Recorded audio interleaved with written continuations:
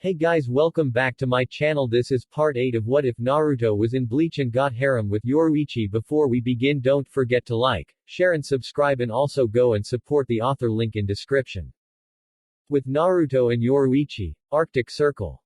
Once again, roughly a week and a half after their excursion to Hueco Mundo, Naruto dragged Yoruichi away from Karakura town for company as he traversed the globe for his own personal reasons that he wasn't very forthcoming with, and the cat-like female was of course as curious as ever as to where Naruto was taking her, so she didn't argue too much. So far they had gotten on 2 planes, had flown out of Tokyo, had completely left Japan altogether, had wound up in Canada of all places, and had gotten all geared up. Geared up for what, you ask? Well, from the northernmost point of Saskatchewan they headed into the Northwest Territories and then further north into Nunavut by the Arctic Circle. Luckily for them it was still summer, but it was still cold as hell, seeing as how the season was about to turn. Once again, Yoruichi had to wonder how much money Naruto actually had, because he seemingly doled out the cash for their little spur-of-the-moment trip like it was nothing, as if he were merely paying for bus fare to head downtown. He even handed her a passport like he had handed her a permission slip for a school field trip. Naruto, Yoruichi managed to growl out. She was really getting tired of following her fearless leader. Despite her having almost infinitesimally more knowledge than him about the Soul Society, he had an almost inexhaustible amount of knowledge about every single nook and cranny of the globe in the world of the living that was worth talking about. I've been very patient. I've followed you all the way out here without asking you too much, but now you have me out here in the middle of nowhere on an outlying island, so far away from any town that we haven't even seen a human being in several hours, and since when can you speak that language you were speaking? Anuktitut. Naruto supplied helpfully, looking at his lovely female companion with a smile. They were both wearing white parkas and white boots. Yoruichi had her hood pulled up. Naruto didn't think he needed it, so he didn't have it on. They had been walking for hours, with the only sound other than the two trying to talk to one another being the sound of snow and ice crunching under their boots. I learned to speak the languages of the places where I was hiding stuff, Yoruichi-chan. It would really suck to overhear someone talking about finding one of my hideaways and not know what they were saying. Not that anyone could even find one of my places. Only a ninja could, and there aren't any of them like me these days. Why didn't we take Hidan? Yoruichi asked him, wrinkling her nose as powdered snow flurries flew into her face with the blowing of the wind. Because he would be so bored he wouldn't know what to do with himself, and he would just ditch us to go straight to Hueco Mundo once he realized we wouldn't be fighting. Naruto answered, casually as he continued to lead her along. Besides, someone needed to keep watch over the base, and Urahara was going to install one of those kick-ass training fields in the basement. He just had one request before he got to work on it. XXX. Karakura town, Urahara shop. Hidan had come over to Urahara's shop to help him out due to them being comrades for whatever Naruto's little squad were meant to be used for. Also because of the promises by the man that he would be fed very well, and he was sick of eating nothing but ramen. Naruto had been the one to go grocery shopping and fill the cabinets and refrigerator while he waited for Naruto and Yoruichi to come back. In his human gigai, Hidan sat in the middle of a binding array with a bored look on his face. Tessai had a fully focused look on his face as if he were preparing to hold Hidan back from breaking away or attacking. The silver-haired former ninja gave him a deadpan look. You know, Muscles, if I wanted to fucking kill you I would have just done it by now. I'm not going to do anything to you or the bucket hat guy. Uzumaki would bind me back to some kind of holy land for all eternity again if I did. Sorry, Hidan-san. Tessai said, actually apologetic to the hollow in human form. This is a precaution. Urahara-san requires you to be in your Arankar form so that he can study you and learn more about the process. The information he got from your Vasto Lord form was invaluable and we're still studying it. However, an Arankar is something we have never gotten an opportunity to go over before. Okay. Hidan said, not getting it yet. I still don't understand why I have to be bound for this. He barely noticed Urahara walk up to him and tap him on the head with the bottom of his cane, freeing his Arankar form, still wearing his black robe with red clouds, from the gigai before he dragged it away to a safe distance. We're just going to test some things out on you, Hidan. Urahara said, Walking back over, spinning his cane as Tessai activated the small barrier around Hidan's body. The barrier is just in case it's needed, he said before smashing Hidan hard on the head with his cane. Hidan's head didn't even flinch, didn't hurt. Hiero, steel skin. One of the few techniques I was able to glean from those three bitches that were telling me all about what Arrancar could do. A grin came to his face. With my spiritual pressure you ain't gonna be able to hurt me with that weak piece of shit. Good to know, Urahara said in a mildly chilling manner, smiling in an unnerving fashion. It seems that we can step it up a bit here in testing things out on you. He drew his Zanpakuto from within his cane. A word of warning before we get started. My Zanpakuto didn't really like being called a weak piece of shit, so I'm sorry in advance for this. Okiro, Benihime, awaken, Crimson Princess. The Zanpakuto changed into a sleek-looking medium-sized sword with a strange bend in the handle that had a tassel at the end. It was a rather unique-looking weapon, Hidan had to say, but then again he had only seen Yoruichi. He didn't know anything about Shinigami or their Zanpakuto. What are you going to do with that? Hidan asked amusedly. Slice me up some bread and make me a sandwich. Make it roast beef if you are. Yeah, Urahara said before clicking his teeth in a pitying fashion. She didn't really like that remark either, so I'm sorry for this. You should be fine though, a little dinged up, but alive nonetheless, maybe. Hidan's eyes widened as he saw the blade of the sword glow red. First test, Arrancar durability in varying situations of intensity. Nake, Benihime, sing, Crimson Princess. Wait, what? Hidan managed to get out before Urahara slashed a blade of red energy at him that exploded on contact, engulfing the entire area around him in smoke. Ow. God damn it, that fucking hurt, you creepy bastard. You're lucky I was able to get the scythe up to block that shit. Urahara said, pulling out a clipboard from nowhere and writing things down. The test subject seems alive and well for having taken a low-level blast from Benihime. I'd better up the intensity of the attack, or maybe have him take the hit without using his weapon to try and divert some of the impact. He shrugged and smiled. Oh well, we have all the time in the world to run trials, and it looks like we won't have to immediately get him medical treatment after every attempt. Consider it training for your Hiero Hidan. Go fuck yourself with your old man cane sword. Hidan yelled back at him. XXX. With Naruto and Yoruichi. Yeah, Naruto thought, rubbing under his nose with a grin on his face. Hidan should be able to take some of that. He's a tough guy. Yoruichi shook her head in amusement before asking another question. Okay, so what are we doing out here?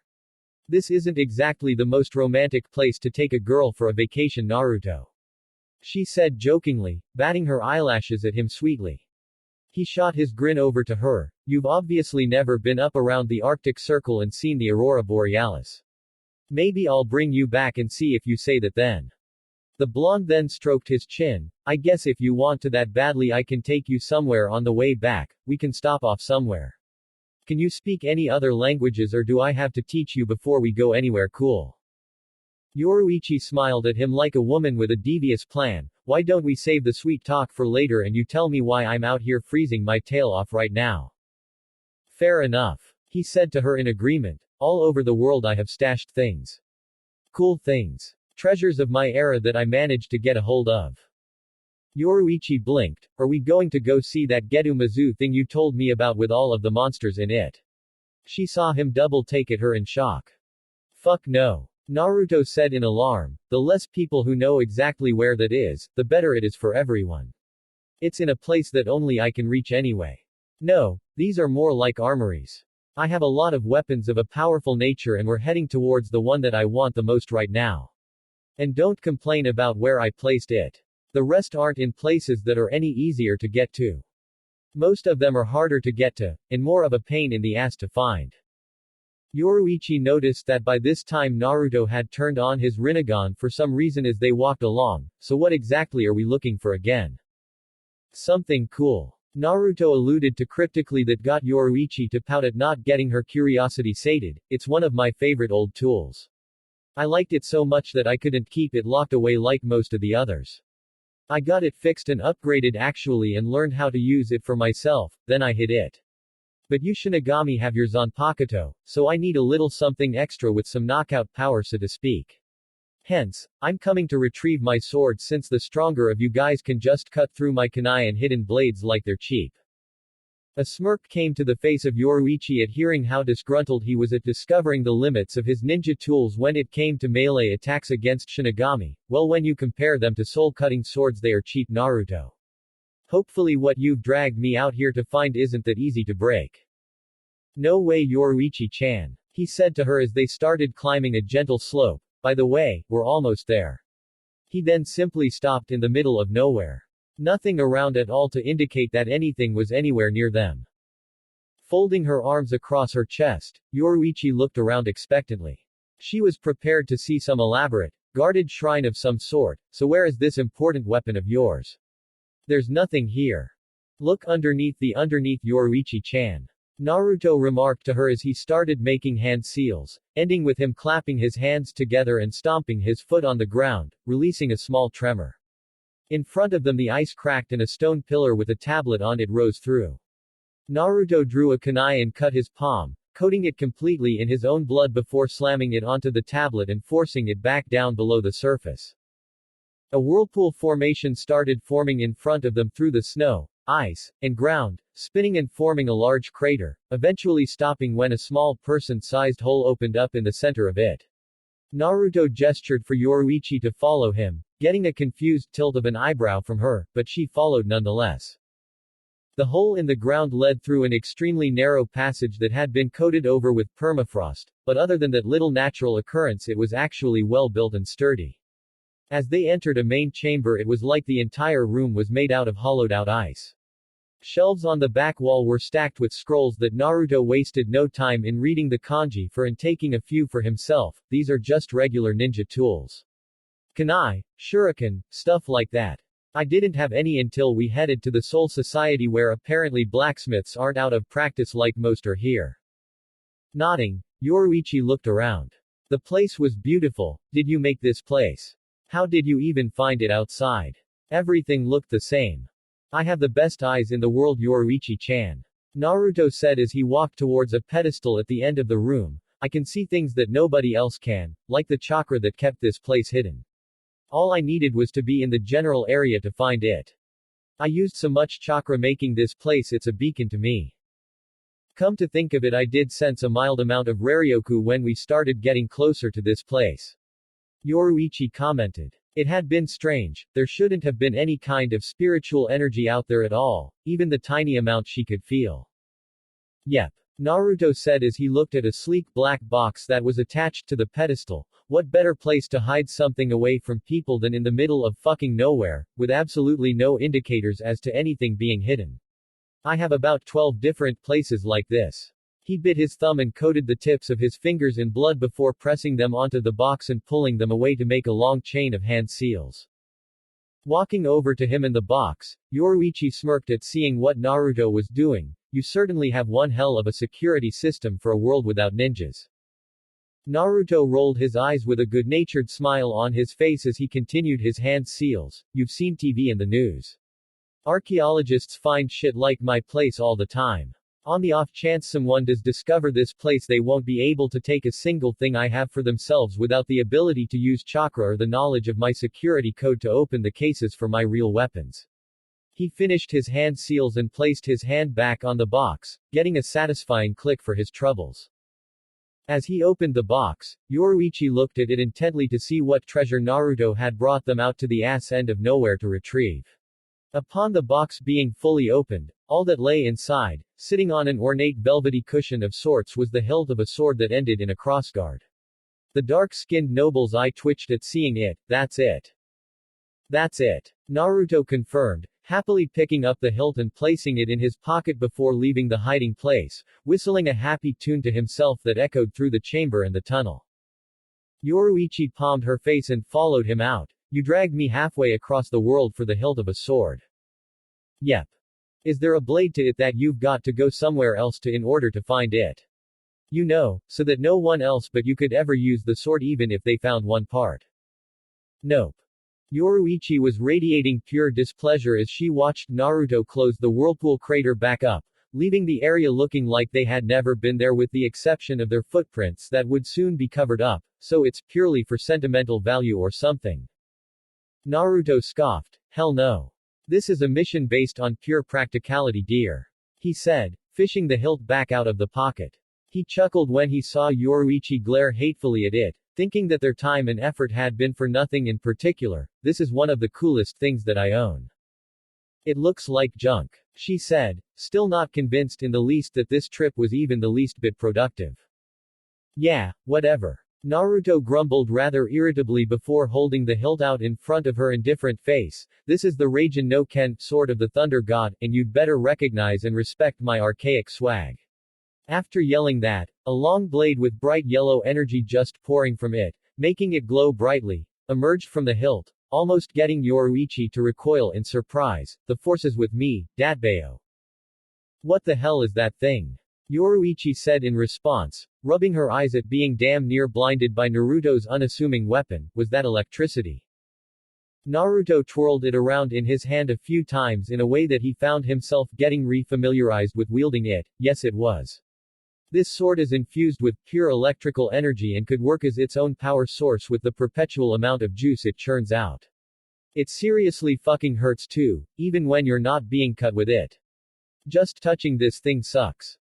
Getting the stars from nearly being blinded out of her eyes, Yoruichi then fully took notice of the sword. You said you reforged it. I had it reforged, yeah. Naruto said, turning it down and returning it to its hilt form. It really wasn't made any better than any other sword I had seen before. Other than the electricity thing, there wasn't too much special about it. I even broke it before, me and Sasuke. I had to get it redone with the best metal I could possibly find, and now it's not only way tougher, I can do all sorts of cool things with it. He then turned a short look towards her. Where's your Zanpakuto? I've never even seen it before. She waved that little question off effortlessly. I don't like using it that much, so I just don't. I was a captain though, so be assured that I have one and it's just as powerful as any other. Naruto nodded. I never implied that it wasn't. I just wanted to know why you never seemed to have it on you. It's not like you really need it anyway. He then looked at the hilt of the Raijin no Ken and grinned at it. I missed you, my super sweet sword. Those Shinigami are going to piss their pants when they see what I upgraded you to do. After getting over the surprise of his weapon, Yoruichi smiled at him. He seemed so excited just because he has his old weapon back. It doesn't really take much to make Naruto happy, does it? But I guess that after the story he told me, he has to take every bit of pleasure from life he can get, with as long as it is and with everything he had to and still has to do. She then snapped back to reality when she realized that Naruto had been asking her something. Huh? I'm sorry, could you say that again? Naruto did as he was requested. I said, where do you want me to take you, Yoruichi-chan? All I came out here for was the Raijin no Ken and to get a ton of my ninja tools for my surplus at the base. And you were a good girl in coming with me without a fight at all like the last time. I know you hate your Gigai. That means I owe you a fantastic vacation to the destination of your choice. She gave him a look of mild distrust. And you'll take me anywhere I want to go. Anywhere at all. Naruto said, confirming it firsthand. Just tell me where and I'll take you anywhere, we'll do whatever you want. Money is literally no object, and you'd be worth it.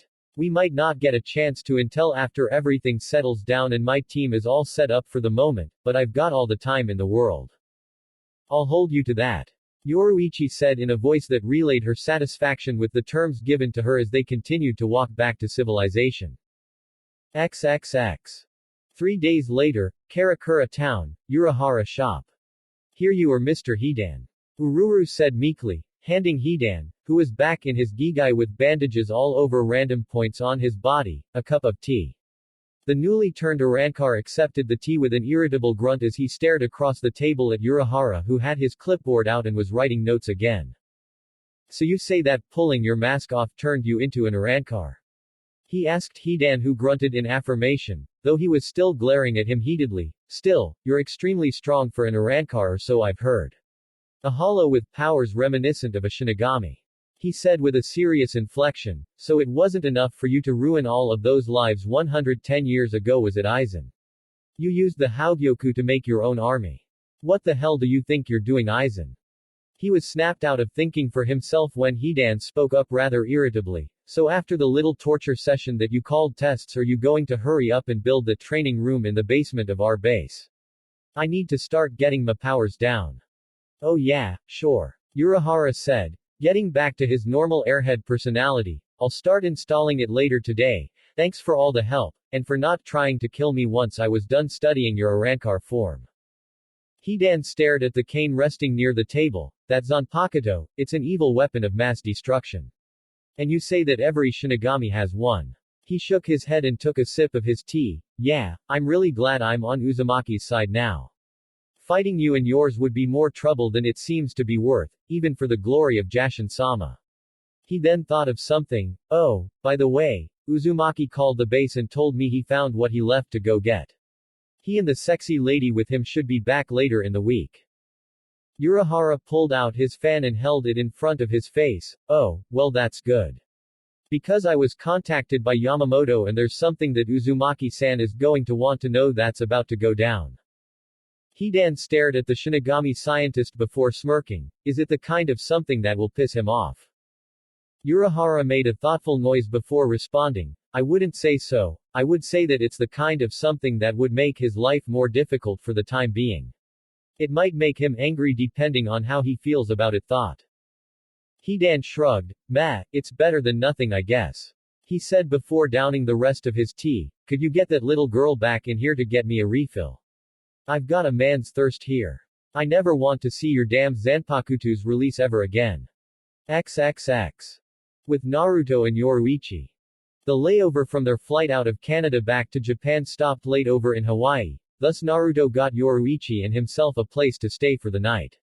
There was also no real rush now that he had what he had left Karakura town to find, so as long as they got back in a good amount of time there wasn't anything anyone could say about anything.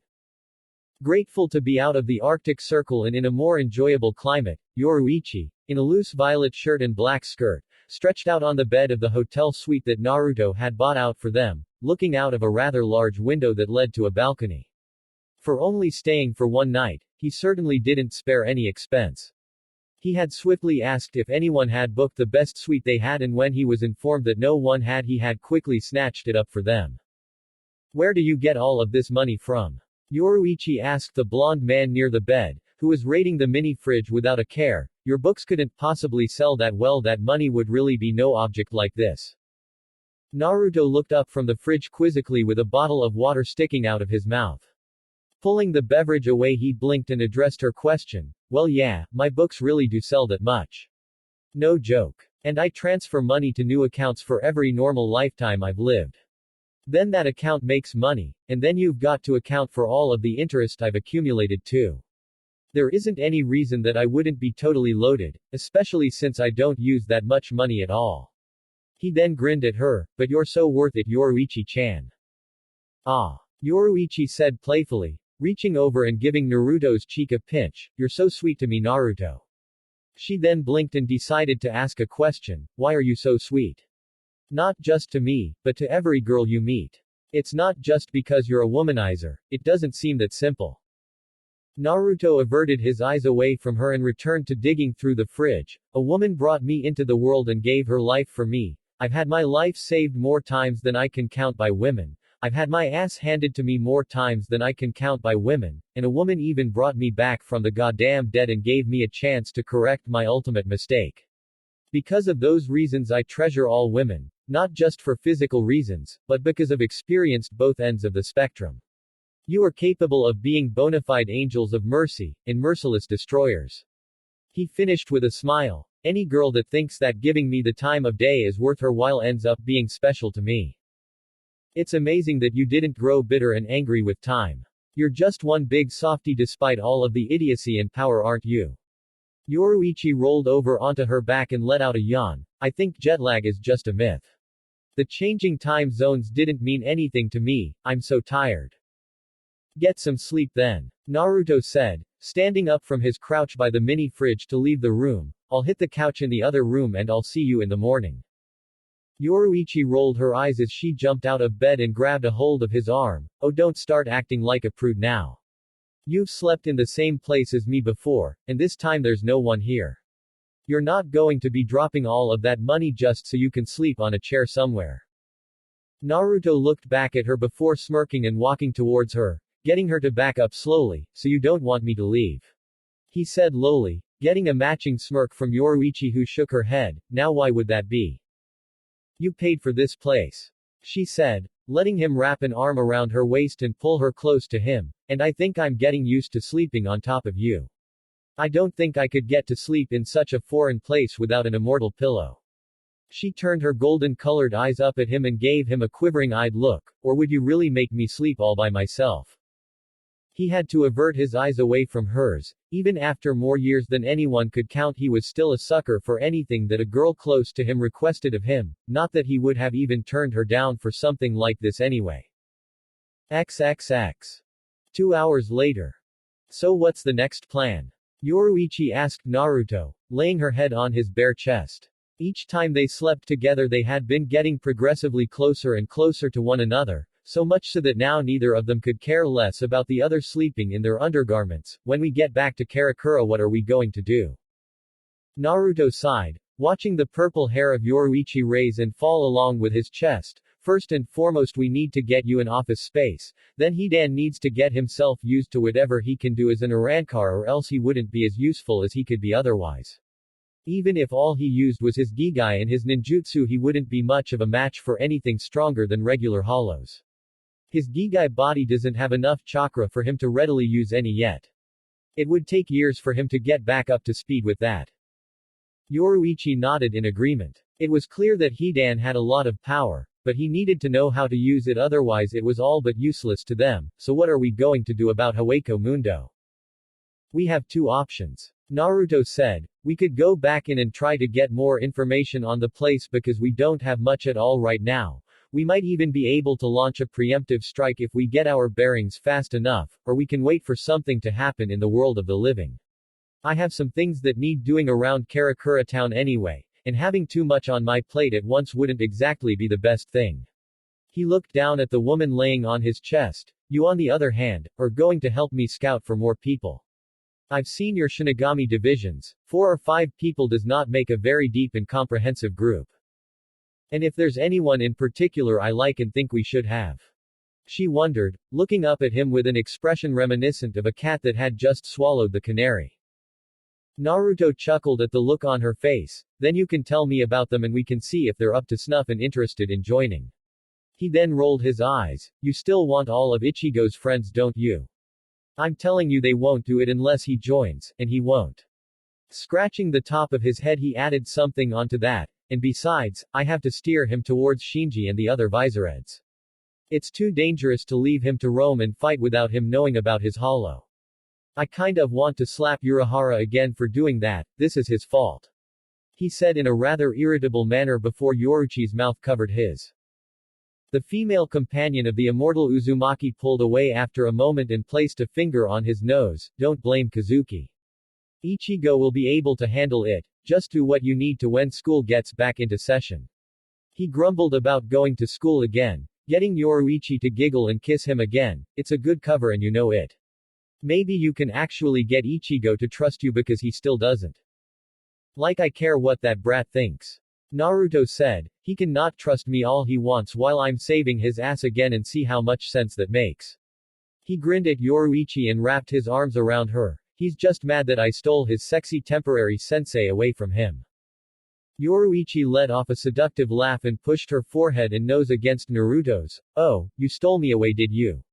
So does that mean that when I'm telling you stuff you need to know about the Soul Society or things in general you'll call me Yoruichi-sensei? She basically purred out to him. Only if when I buy you stuff and do awesome things you'll call me Naruto-sama.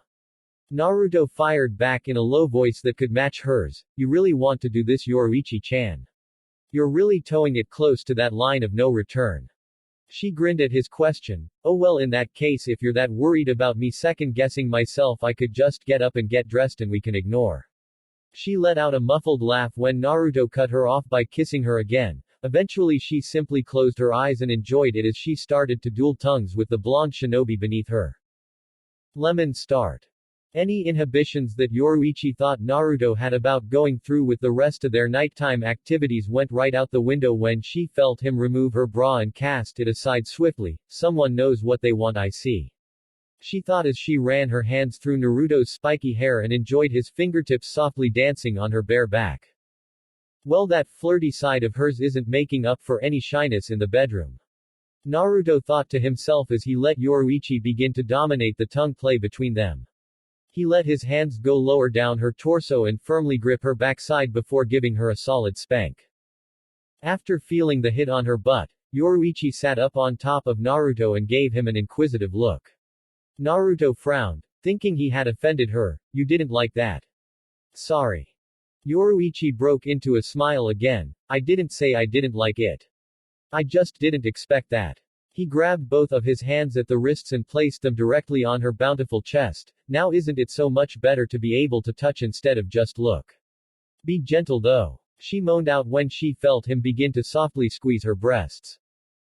Sure thing, Yoruichi-chan. Naruto chuckled out when he saw Yoruichi close her eyes and enjoy the attention his hands were giving her. Hey, practicing hand seals were good for more than just setting up a jutsu. I won't hurt you. In retaliation for that remark that seemed like it was underestimating her, Yoruichi made a soft and steady grinding motion with her hips on top of Naruto's, teasing his erection. Oh, you couldn't hurt me if you tried. Whether I'm in a gigai or not. Understood, he managed to hiss out, fighting off an urge to flip her off of him and start trying to fuck her lights out. She was making this absolutely agonizing, and she knew exactly what she was trying to do to him, not that she readily cared about that at the moment. He guessed he was going to have to make her care about how she was making him feel by doing the same to her. In an effort to fight back against his dark-skinned goddess and her ability to tease him even now when he was so close to what they both wanted, Naruto removed one hand from her breast and slipped it underneath the waistband of her panties. Yoruichi tried and failed to bite back a gasp of surprise when she felt the very experienced fingers of Uzumaki Naruto begin playing with her sweet spot. Oh my god, she whispered out to herself, but Naruto managed to hear her. He had two fingers inserted inside of her, pumping in and out of her at varying speeds while his other hand slowly stroked her backside and held her in place. Has it been a while? Me too. Why yes. Yoruichi managed to stutter out, trying to get over the shocking pleasure she was starting to feel. She started to buck her hips according to the way that Naruto's fingers guided her and looked down at his face with hazy golden eyes. Would you laugh if I said that if you had left the room tonight I would have probably jumped you in your sleep? It's really been almost 100 years. Naruto clicked his tongue, rather impressed with her holding out from urges for that long. 50 years for me. He admitted to her, smirking at how she was hardly listening to him, just leering at him with cloudy, lust-filled eyes. Don't hold back on my account, Yoruichi-chan. He said to her, and as if a switch turned in her head she slowly drew herself off of his fingers, removed the last of her undergarments, and crawled around him on the bed before she pinned one of his arms down with her knee and draped her other leg across his other side, pinning his other arm and straddling his neck. You told me not to hold back. Yoruichi said, licking her own lips as she looked down on her prone lover. She felt Naruto easily free both of his arms and slide her further forward to where he began to orally pleasure the female Shinigami. Yoruichi grabbed two fists full of Naruto hair and pulled him towards her so that she could feel his tongue go to work deeper. A human. A human is making me feel like this. She thought, freeing one hand from Naruto's hair to begin playing with her nipples, getting them to harden. She heard Naruto mumble something out beneath her, but couldn't make out what he said. However, the vibrations from his voice simply added to her experience. I'm sorry, could you repeat that, Naruto? I didn't catch that. Yoruichi said with a content grin on her face. She let out a soft moan when he did, and she felt him laugh, she assumed. As if suddenly realizing something, Yoruichi got up off of Naruto's face, confusing him. He knew that she hadn't climaxed for a fact. Yoruichi turned her beautiful body around and turned to position herself on Naruto's face again, only now she was facing the direction of his legs. I'm sorry, I was being so selfish. She said as she pulled his boxers off. Naruto's eyes widened when he felt Yoruichi's warm mouth take in his full length. You're not selfish at all, Yoruichi-chan. He said in a rather strained voice and laugh. If that was what she called acting selfish, he hadn't minded in the least. Right now she was his, and he would have done anything for her at this moment. The fact that her mouth and tongue had found a way to reciprocate his efforts to please her earlier made him realize that fact. He pulled Yoruichi back down over his mouth and returned to his own efforts to make Yoruichi come. Yoruichi bobbed her head up and down, her mouth around Naruto's dick. Her head was in a lucid state of satisfaction that she attempted to voice with moans of delight that wound up being muffled by Naruto's tool. She took her time drawing it slowly in and out of her mouth, giving sharp, long licks from base to head and back down. Shihuan Yoruichi was a heartbreaker and she wanted Naruto to pine for her after this was over, but that course of action was beginning to backfire as she knew damn well that she would want to do this again just as much as he did. And it was evident that Naruto knew what he was doing from his end as well. His tongue flicked against her clit again and he could feel her shiver on top of him in delight. Yoruichi wasn't bad at what she was doing, not by any stretch of the imagination. However, having written entire volumes of books on this matter, it wasn't as if Naruto was a novice at having sex. The thing about it was, he wanted Yoruichi to want more. He wanted to give her enough to make her want to come back to him, because him begging her wasn't exactly in his plans for the future. It had been a long time since there was anyone in the world that needed him, even if it was just for sex he didn't really mind at this point. So at this point it was a basic battle of wills. I'm going to make him love me. He'll need me when this is over. Naruto stopped eating Yoruichi out and patted the beautiful woman on the bottom. Get off Yoruichi-chan. She reluctantly did as asked and turned towards him with a curious look on her face. Why did he make them stop? There was a smirk on her face that intimidated, excited her, and before she could even voice either feeling she found herself pushed over on her knees, bending forward with her arms keeping herself from falling on her face. Naruto positioned himself behind her and slowly immersed himself inside of Yoruichi's soft folds. He began thrusting in and out of her, keeping his hands on her hips to guide her towards and away from him. Yoruichi grabbed a fistful of the sheets on the bed tightly and bit her lip, biting back a loud moan. Naruto, you cheeky bastard. I didn't tell you to do that. She said breathily, trying to sound angry, but there was absolutely no anger in her voice at all. No, you didn't. He admitted as he simply continued to screw his first recruit to his unit from behind, but you never said I couldn't. Besides, you know you like it. He said, giving her ass another slap, similar to earlier. Jerk. She said bitingly before a rather sharp made her let out a short yell.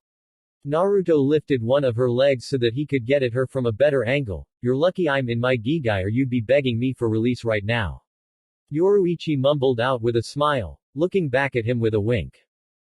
Naruto wrapped his arms around her body and pulled her up so that they were both sitting on their knees as he continued to fuck Yoruichi. Naruto started biting and sucking gently on Yoruichi's neck, trying to leave hickeys on her while his hands pinched and pulled at her nipples. Yoruichi had an arm wrapped around his head and neck to hold him to her. You can't make me come, Naruto. You're going to finish first. She grinned when she heard him chuckle through his kisses on her neck. Who's the one in control here? He asked her in a whisper before nibbling on her earlobe. I'm technically your boss. If I say, come for me Yoruichi-chan, that's what I expect. Like so. He said, shifting them once more with him sitting down, still inside of Yoruichi while holding her legs under her thighs to keep them spread open. Hearing her loud love cries was like music to his ears once he began bouncing her up and down on top of his cock. Yoruichi started shaking her head from side to side, no longer having a voice to scream with due to requiring to take another breath if she wanted to keep making noise. He had her completely at his mercy. All she could do was ride it out, literally. And it wasn't like she had any issues with that. I can't take it, it feels like he's splitting me in half. Because he was her boss, he did know exactly what he was doing, and she had been openly teasing him since day one of their strange, yet appealing relationship.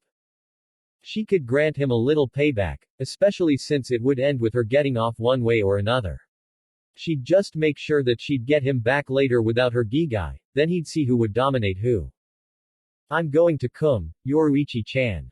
Naruto said in warning to her as he continued to bounce her up and down on his pole. He didn't want to just assume that Yoruichi would let him shoot his load inside. I'll let you. If you take me off before I finish, I swear I'll beat the daylights out of you. Yoruichi screamed in threat as she could feel her own climax building, and if he didn't let her reach it because he thought he was being a gentleman, she didn't know what she would do to him. All she could see were stars clouding her eyes, and from there it didn't take long for her to tighten around him and let out one more cry signifying her release. Naruto, you're so fucking good. Kami, you're so tight, Yoruichi-chan. Naruto said when he felt her clamp down on his dick. That was the last straw for him as he finally came inside of his gorgeous dark-skinned lover. He removed his hands from beneath her thighs and wrapped his arms around her, rubbing her stomach softly. Yoruichi's breathing began to calm and slow as she noticed that Naruto was still buried inside of her. Before she could say anything, Naruto pulled her off of him with a pop. She tried to pout, but only wound up smiling and laughing as he sat her down between his legs and leaned back against the headboard of the bed. She took after his example and leaned back against his chest, letting him rub her body freely. Yes, we'll have to do this again, Naruto. Again, and again, and again. She looked back at him and grabbed one of his hands to kiss it. In just a minute, as a matter of fact, unless you think you can't take it. She teased. Naruto sighed and looked out the window at the dark night. What time is the flight in the morning? He asked her. She put a finger to her lips as she tried to think. We're supposed to take off at 8:15 a.m. Why? Because, he replied with a huge grin to her, we can sleep on the plane. I'm not about to let my night with a goddess end after just one round. Now do you think you can take it? His hard-on returned with a vengeance when Yoruichi seductively narrowed her eyes at him and crawled out of his lap only to lay down on her back with her legs spread for him. She let out a small laugh as she left herself prone for him. I know that sitting in that damn airline seat after we're done is going to be hell, but for now take me to heaven, Naruto. Yoruichi said as Naruto crawled towards her and positioned himself over top of her, kissing her deeply before they started up again. End lemon. XXX. 3 days later, Karakura Town. After returning to Karakura Town, Naruto was visited by Urahara in regards to what he had found out about Hidan and Arrancar in general. If this was what they were to be fighting, he decided that studying the enemy now instead of waiting until later would be for the best all around. Hidan stood in the training room that Urahara had somehow carved out while Naruto and Yoruichi were gone, while Urahara stood in front of him, a clear see-through board in front of the Arrancar with certain places on his anatomy circled on the board and labeled. The scientist had a long pointer as he gestured towards Hidan as if he were conducting a lecture. Okay, Hidan here, as we all know, is the Shinigami Hollow known as an Arrancar. Duh. Naruto, Yoruichi, all of Urahara's assistants, and even Hidan behind the clear board said simultaneously before Yoruichi continued, we already knew that, Kazuki. I don't even know why that required repeating. With his fan out in front of his face he turned towards Yoruichi, a gleam in his eye. Well. Unless you're willing to tell us what you were up to with Uzumaki-san while you were gone, I would suggest that you let me finish. What? She said in reply, doing a valiant job of keeping her blush non-existent while Naruto had a huge smirk on his face at her side. We just went to get a weapon for him that he had hidden. Hidan smirked and shared a look with Urahara. Yeah, I'm sure he hid his weapon, alright. Both men started laughing until they felt Yoruichi's Reiatsu spike threateningly. Okay, bucket hat, back to explaining this shit. I agree. Urahara said hurriedly before smacking the board with his pointer. Now, Arrancar are able to fire Sero blasts just like regular hollows are able to, and from what we have seen of Hidan, he also has the hole on his body that is the telltale sign that he's still a hollow. Apparently the hollow that transforms into an Arrancar must be of staggering power for the change to even provide a relevant amount of challenge. Manos are higher. Naruto raised his hand like they were in class. What about how he's wired? He got questioning looks from everyone around him. Well, I'm just saying, when Hidan was a Vasto Lord he seemed was more bloodthirsty, even for his normal personality. How many times did you go into Hueco Mundo when I was gone? He asked the silver-haired ex-shinobi. Hidan held up one finger. Just once for like an hour or two to get to combat training in with the stuff I felt like working on.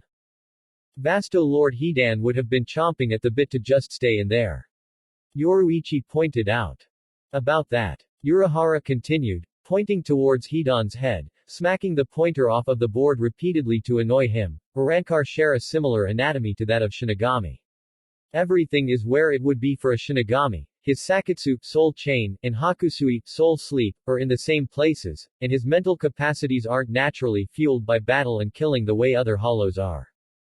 Hidan stopped him to point something out. Actually yeah they are. But like I said, I'm so used to it all of the fucking time even back when I was alive it's like a little tickle in the back of my head every so often.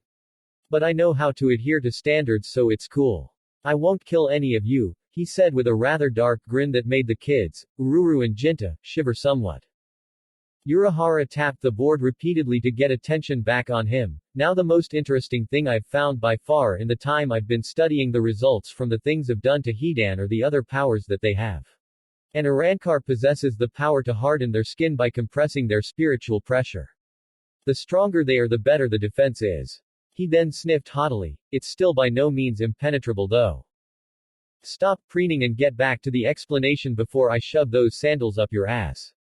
Hidan growled out irritably. Era, don't be so bloodthirsty. Urahara said brightly before doing just as instructed. Now the powers, as I said, are incredibly interesting. Our resident Arankar here has the potential to mimic the Shinigami use of Shunpo and other Ho-Ho skills in his own way with enough work. In addition to that he has variants of the Sero that he may or may not be able to use if he had the ingenuity and training to do so. But that's not even the most interesting thing. He tapped on the clear board around Hidan's hands. These are. Hidan said with a grin, holding up his three-bladed scythe in one hand and his strange cylindrical device in the other. Exactly. Urahara said in confirmation as he seemed rather excited or shaken by what he was about to say to them. These two weapons are Hidan's Zanpakuto. Yoruichi gave him an utterly stunned look that didn't fail to satisfy him. Yes, I'm certain before you even start asking. The bulk of Hidan's Raryoku are sealed within these two weapons, much like a sealed Zanpakuto. So, Jinta said, trying to get his question out the right way, these Arankar things have Shikai and Bankai just like a Shinigami would have. Oh no, Urahara began to laugh, calming some of them down somewhat, until he suddenly stopped and got a serious look on his face, the form that Hidan's weapons and by proxy any other Arankar's weapon are in at all normal times are their Shikai. He does have the equivalent of a Bankai however, though I have yet to know what that is. All Arankar possess this ability. Except me. Hidan said with a twitching eye, bastards. Urahara turned towards him, you'll find yours very soon, we'll help you figure it out. Naruto then started thinking of his own run-in with an Arankar back in the forest of Manos, so that woman we met that was so strong, she can get even stronger. He said, sharing a look with Yoruichi before he shrugged, I should have known. No one I ever meet is as strong as they can be the first time I see them. He gestured towards the female Shinigami and exclaimed, you see what I was talking about Hidan. I swear, it's like a total theme in my life to be close to women that can beat the shit out of me. I'm starting to get that picture. He replied, nodding sagely. Naruto then stood up abruptly and walked over to Urahara. Oh, by the way, Hidan needs a way to get out of his Gigai so I brought you. He reached into his pocket and pulled out a scroll that he unsealed. These. Hidan let out an almost girlish shriek when he saw what Naruto brought. You got my scythe and pike back. And brought them back he did, however from the rust and the broken blades it certainly seemed like Father Time had taken a sledgehammer to them. What the fuck happened to them? Naruto gave Hidan a dry look. It's been buried for over 2,000 years, what the fuck did you expect them to look like? At least the pike can be fixed. I don't know anyone good enough to fix the scythe up. Urahara picked up the pike and retracted it, noticing it looked just like the cylinder that Hidan had as an Arankar. As did the scythe. This is all I need to give Hidan something to get him out of his Gigai. I'll even get it all fixed up for you. He looked over at Naruto expectantly, for a nominal fee. Rolling his eyes, Naruto relented. Fine, you get the next book set to be released, signed copy. Urahara let out a cheer while Hidan got back into his Gigai and stretched back out. The informal meeting had begun to break down and everyone had been prepared to go off on their own business when something hit Naruto mentally and his eyes widened. Uh-oh. He said before damn near sprinting from the training room underneath the office building his base was located in and rushing to the front gate. XXX. Stopping outside, he whipped his head around rapidly. Naruto knew that he hadn't been wrong about what he assumed he had seen. His cage bunshin sentry wouldn't have dispelled itself by punching itself in the back of the head, and what it had seen before its untimely demise hadn't been fabricated because it was an actual memory, so where in the hell would he said before he disappeared in a puff of smoke. Damn it, stupid, slow Gigai. Soy Fan said to herself, remembering his cage bunshin technique before she found herself picked up from behind in a huge hug that kept her arms bound. I knew I wasn't crazy. Naruto said happily as he held Soy Fan off of the ground close to his chest, ignoring her angrily kicking feet and shouts to let her go. Hello my sweet Joubaki. Did you miss me? Like a beating from. She was about to answer with a snide comment until she registered what she heard him call her. Wait, Joubaki Queen Bee. Why are you calling me that now? Soy Fan asked, stopping her legs from kicking. Naruto shrugged, still not letting go of her. I don't know. You told me not to call you my little bee anymore, so I had to come up with something, didn't I? He then realized where she was. Now what are you doing here? Did you come to visit Yoruichi-chan? He gave her a grin. Or me? Soy Fan tried to cover the flustered look on her face as her legs began kicking again, trying to force him to let her go. Still as agitating as ever Uzumaki, she managed to growl, let me go and I'll tell you why I'm here. He immediately dropped her, and once she landed on her feet she turned around and punched him hard in the stomach. When he didn't double over like he usually did, she looked up at his grinning face wondering why. You don't use Gigai very much, do you? Naruto said to her, voice full of amusement as she glared up at him. You don't get it, you're as weak as a regular human girl right now as long as you're in that thing. You could hit me all day and I wouldn't blink. The body I fought with in the Soul Society was my real body that I always use in this world, so I'm always as tough as nails. Now why are here at my humble office? Soy Fan's glare dissipated and Naruto took in her appearance in her Gigai. She wore a black shoulder-cut long-sleeved shirt, tight blue jeans that stopped low at her calf, and sandals. She certainly didn't have any trouble fitting in with normal people in the world of the living. We're here as the support force for you and your unit, as Yamamoto Sotaicho hadn't figured that you had finished putting it together yet. We. Naruto repeated questioningly until Soy Fan snapped her fingers. Can we come out now, Taiko? From around the corner of the building, Omaeda poked his head out along with Nemu. Soy Fan rolled her eyes. Yes, you can come out now. I didn't kill Uzumaki, this time. She said, getting a sweat drop out of Naruto. Shrugging, Omaeda walked from around the corner wearing a black suit that managed to fit his sizable frame. He also had a pair of black sunglasses on his face. Nemu had on a gray button-up blouse and still had on her red choker along with a yellow tight skirt and black high-heeled sandals. Naruto scratched his hair as the two lieutenants walked over. I can understand your lieutenant being here, but why is Nemu-chan here? Soy Fan shook her head. I have no clue. Omaeda and myself are here because as members of the Onmitsukido we can carry out this glorified scouting mission, just the two of us, especially with you and Yoruichi-sama here as well. She gestured towards Nemu. I assume she is here because of a need to analyze and study the findings of Hawako Mundo. It isn't really a place that Shinigami readily go to as there isn't really a way out, until now. It sounded appropriate enough to Naruto.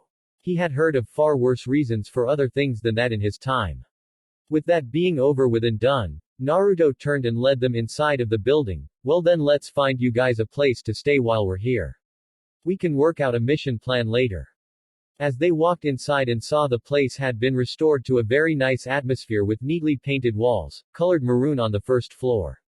However, there wasn't anything in the wide open area which brought Soy Fan to scoff. You'd better not have Yoruichi-sama staying here. She said, believing her mistress should have more appropriate accommodations to her stature. Naruto looked rather offended. Hey, it's not bad. I haven't come up with a front for the place yet, that's why it's empty down here, but I'm thinking about it. You haven't even seen the upper floors yet. It's better than Urahara's place, that's for damn sure. He liked his little purchase. Whatever, let's just set you guys up with a place to stay while you're here. Well, at least he had some support now. Yamamoto followed through on that front. He could head back into Hawako Mundo now while he had Yoruichi try to bolster his ranks. Maybe she could get Chad, or Ahime, or maybe Ichigo to join up. He doubted it, but it was worth a try. Naruto, Dressed in his usual street clothes of a dark blue button-up shirt and a pair of black slacks and shoes, walked around the floor under the one his office, living quarters was situated on to check on his guests. Being filthy stinking rich due to the fact that the world was filled with perverts and had been for at least the last few hundred years or so, Naruto had been able to furnish the rooms that his inexhaustible workforce of Kage Bunshin had set up extremely quickly after his purchase of the building. Omaeda complained about the room Naruto provided him despite the fact that it was completely posh. Naruto's clones decided to be overachievers when they turned the place out and there was absolutely nothing to complain about. Each room was fucking awesome and Naruto knew it because his clones knew it. So he threatened to clobber the large fat man until he ran into the room and stifled about his lodgings. Nemu wordlessly settled into her own room. She didn't show an opinion one way or the other. She simply said she would be speaking to him later and left it at that. Weird girl. Sweet, but very weird. Soi Fan found her room to be more than adequate and told Naruto as much. Each room was more along the lines of a suite, similar to his apartment that he had in his youth. Of course, after hearing that, Naruto offered her a stay in his room for her time there, and she had punched him in the stomach again, and nothing happened, thus pissing her off further. She hated wearing a gigai as much as Yoruichi did for pretty much the same reasons, for a different purpose of course. Wake up call. Naruto yelled as he walked through the hall. Breakfast is in 30 minutes. If you are not there, then I will eat your food and leave the empty plate in front of your door to taunt you. Soi Fan's door opened to reveal her in her gigai, fully dressed. There's no reason to be so loud, Uzumaki. I'm awake. I was up hours ago. Couldn't sleep. He asked with a grin on his face. You could always have come to my room, Joubaki, if you were bored and wanted company. Soi Fan's fist found its way into his stomach and the grin never dropped from Naruto's face. You'd think by now that you'd know you can't hurt me in that thing. Soi Fan huffed and began following him down the hall as they went towards the rooms that the others had taken since she was already up and might as well find something to do at this point. So how is your squad supposedly coming along? This place seems very empty to me for what is supposedly supposed to be squad barracks and headquarters. Naruto looked at the smaller woman in amusement. I am building this thing from scratch with no system for filtering and getting recruits the way you guys get. There's no academy for me. He smirked at her, and that's why whoever I do end up with will be stronger than basically anyone in any of your squads in the Seraiti. Soi Fan narrowed her eyes at him. Are you implying that we're weak? Nope. Naruto quickly said, trying to keep Soi Fan from actually being upset at him. There was a difference between the love taps he had been getting since their first fight and an actual angry Soi Fan after him. I'm just saying. I'm not getting any raw recruits the way you guys get. Everyone I've gotten so far can fight, no need to waste time training them. Well, except for maybe Hidan, but he seems to be getting things fairly quickly. And we're right in the center of the fire, so to speak. Anyone that joins me is going to be awesome. Yoruichi-chan works for me, that should tell you all you need to know. Soi Fan blinked in shock before going over his last statement. Yoruichi-sama works for you. She said as if it were some foreign concept, but she was a captain. She led the Onmitsukido. How can she work for you, and why didn't she come back to the Soul Society? Naruto shrugged, because she said there was no way in hell she was coming back just so that she could start all the way from the bottom again.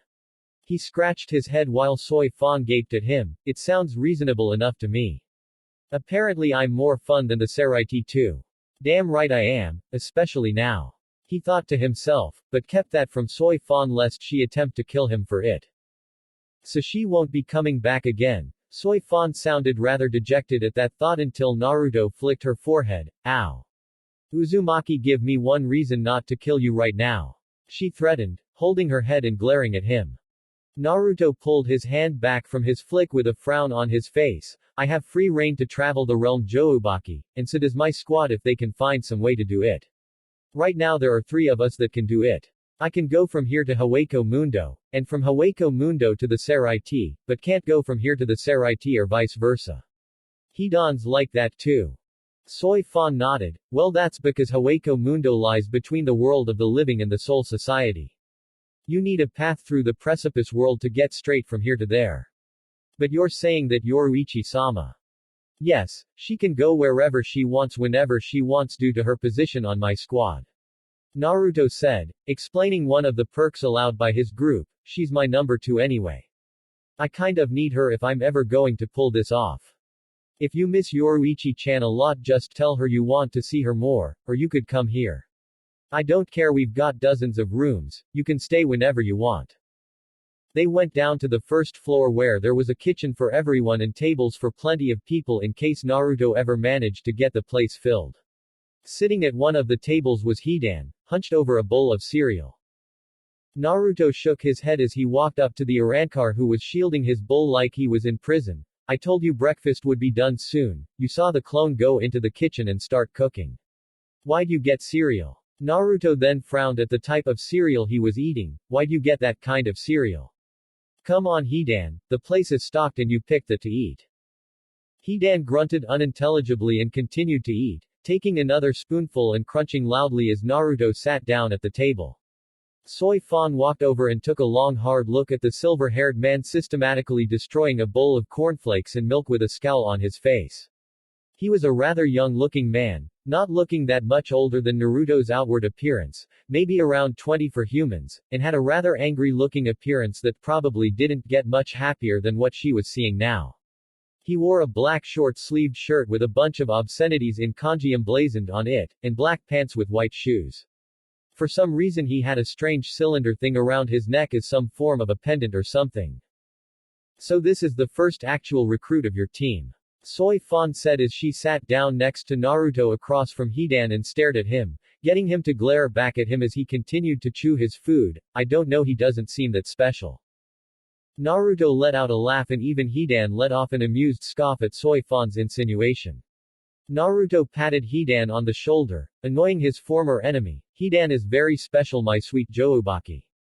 I know what I'm doing when I recruit, and Hidan's the man. He thumped him on the shoulder. This is him in a Gigai too. The good kind, the kind where you can't sense his Reiatsu, otherwise you wouldn't be saying that. Hearing that, Soy Fan raised an eyebrow, so take him out of it. I want to see what this person is capable of. Naruto pointed at her. It just so happens that I won't be doing that right now. Mostly because of how you'd react, partly because Hidan doesn't need to leave his Gigai to beat any hollow weaker than Ameno's. Soy Fan's eye twitched. How does he have a Gigai that can fight and I don't? Naruto and Hidan both smirked as the hidden Arankar answered her, because when I was alive I mastered my body's energies. Every Gigai has the same energy in it so that it can mimic an actual human body, thus I can control it like I could when I was alive. He drank the milk at the bottom of the bowl and wiped his mouth. So am I special enough yet? Bye. Naruto covered Hidan's mouth before he could finish his question with vulgarity. What was he about to say? Soy Fan asked dangerously. She couldn't hurt Naruto in her Gigai. She was about to find out if Hidan had the same thing about him. Don't start a fight in my kitchen please. Naruto asked desperately. You can't kill Hidan's body anyway. While he's in his Gigai he's immortal. Soy Fan slowly reached for what looked to be a duck-headed candy dispenser while glaring at Hidan. Then I guess I'll just have to get him out of his body, won't I? Naruto didn't really feel like trying to come between the Mexican standoff that was going on between Soy Fan and Hidan, who instead of trying to extinguish the flames of the situation decided to gleefully dump gasoline on it as he grabbed the cylinder around his neck and extended the spike in it to come out.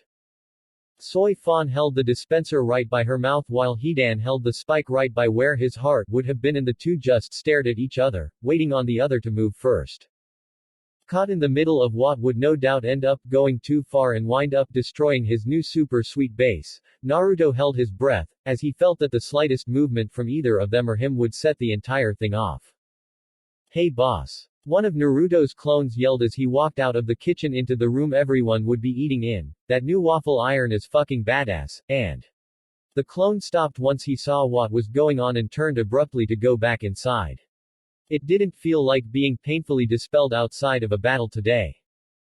Once again, everyone in the dining room sat frozen waiting for the action to jump off, until a rather sleepy-sounding set of footsteps patted against the floor and walked into the room.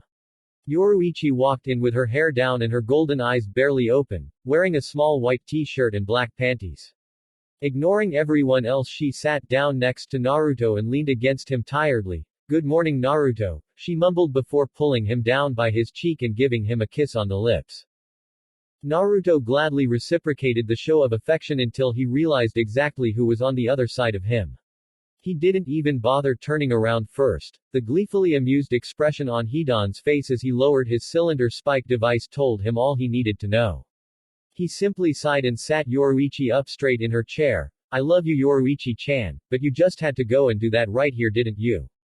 He quickly made the boar hand seal. Jinten, Muisho, swift release, shadowless flight. He vanished in a blur from his chair just as Soifan swallowed the candy from her dispenser to leave her body and used Shunpo in an attempt to chase Naruto down. "What have you been doing with Yoruichi-sama?" Yoruichi just blinked in confusion at the mayhem that had randomly set off. She then realized who it was that was in the room with them when she looked at Soifan's Gikken, artificial soul, possessed body and blushed in embarrassment. "Oops, did I do that?" She looked at Soifan's Gigai and then at Naruto's empty chair. "He should be okay, right?" Hidan shrugged with a grin on his face. "I don't know, I don't care. All I know is that I got some entertainment with my breakfast and that ain't a bad thing." Yoruichi shook her head. "So do you want me to help you train your powers today?" A positive grunt came from Hidan. "Sure, why not? Uzumaki brat said I'm supposed to get cracking on learning how to do more than just a Sero, but the Sero is so badass though." He whined. At that moment, Omaeda and Nemu walked into the dining room. "Why did I just sense Soifan Taiku's Reiatsu spike?" Omaeda asked before seeing Soifan's body with an uncharacteristically happy look on her face. "What? Why did she get out of her Gigai?" he asked, rather alarmed by the fact that she did such. "To wring Uzumaki brat's neck." Hidan supplied helpfully.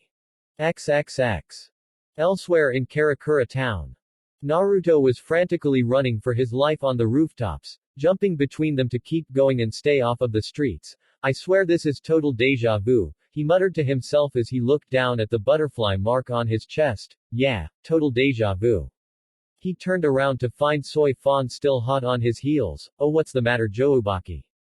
You can't catch me here. And you were so much more forceful in the Soul Society too. I'm under a power limiter, you asshole. I'm barely at 30%. Soifan snapped at him with her shikai out. "And I got you once already, just hold still and let me finish the job." "I let you hit me the first time," Naruto said with a laugh. "Now chill out before we get busted. Normal people could actually get lucky and see me. You can't hit me, and there's no way I'm going to let you. Don't chase me all the way outside of the city. I swear I'll ditch you on the other end of the country and make you find your own way back to the base." Soifan growled. Stupid limiters, she wasn't going to release enough of her power to adversely affect the environment and the humans around her, she just needed enough to shut Naruto up. If she were allowed enough power to use her Shunko, she probably would. Who could possibly see us? No one consensus except for Kurosaki Ichigo and his friends, she said as they continued to run.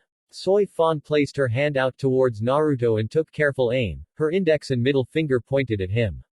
This move should be low-level enough to slow him down without much fanfare so she could end his life.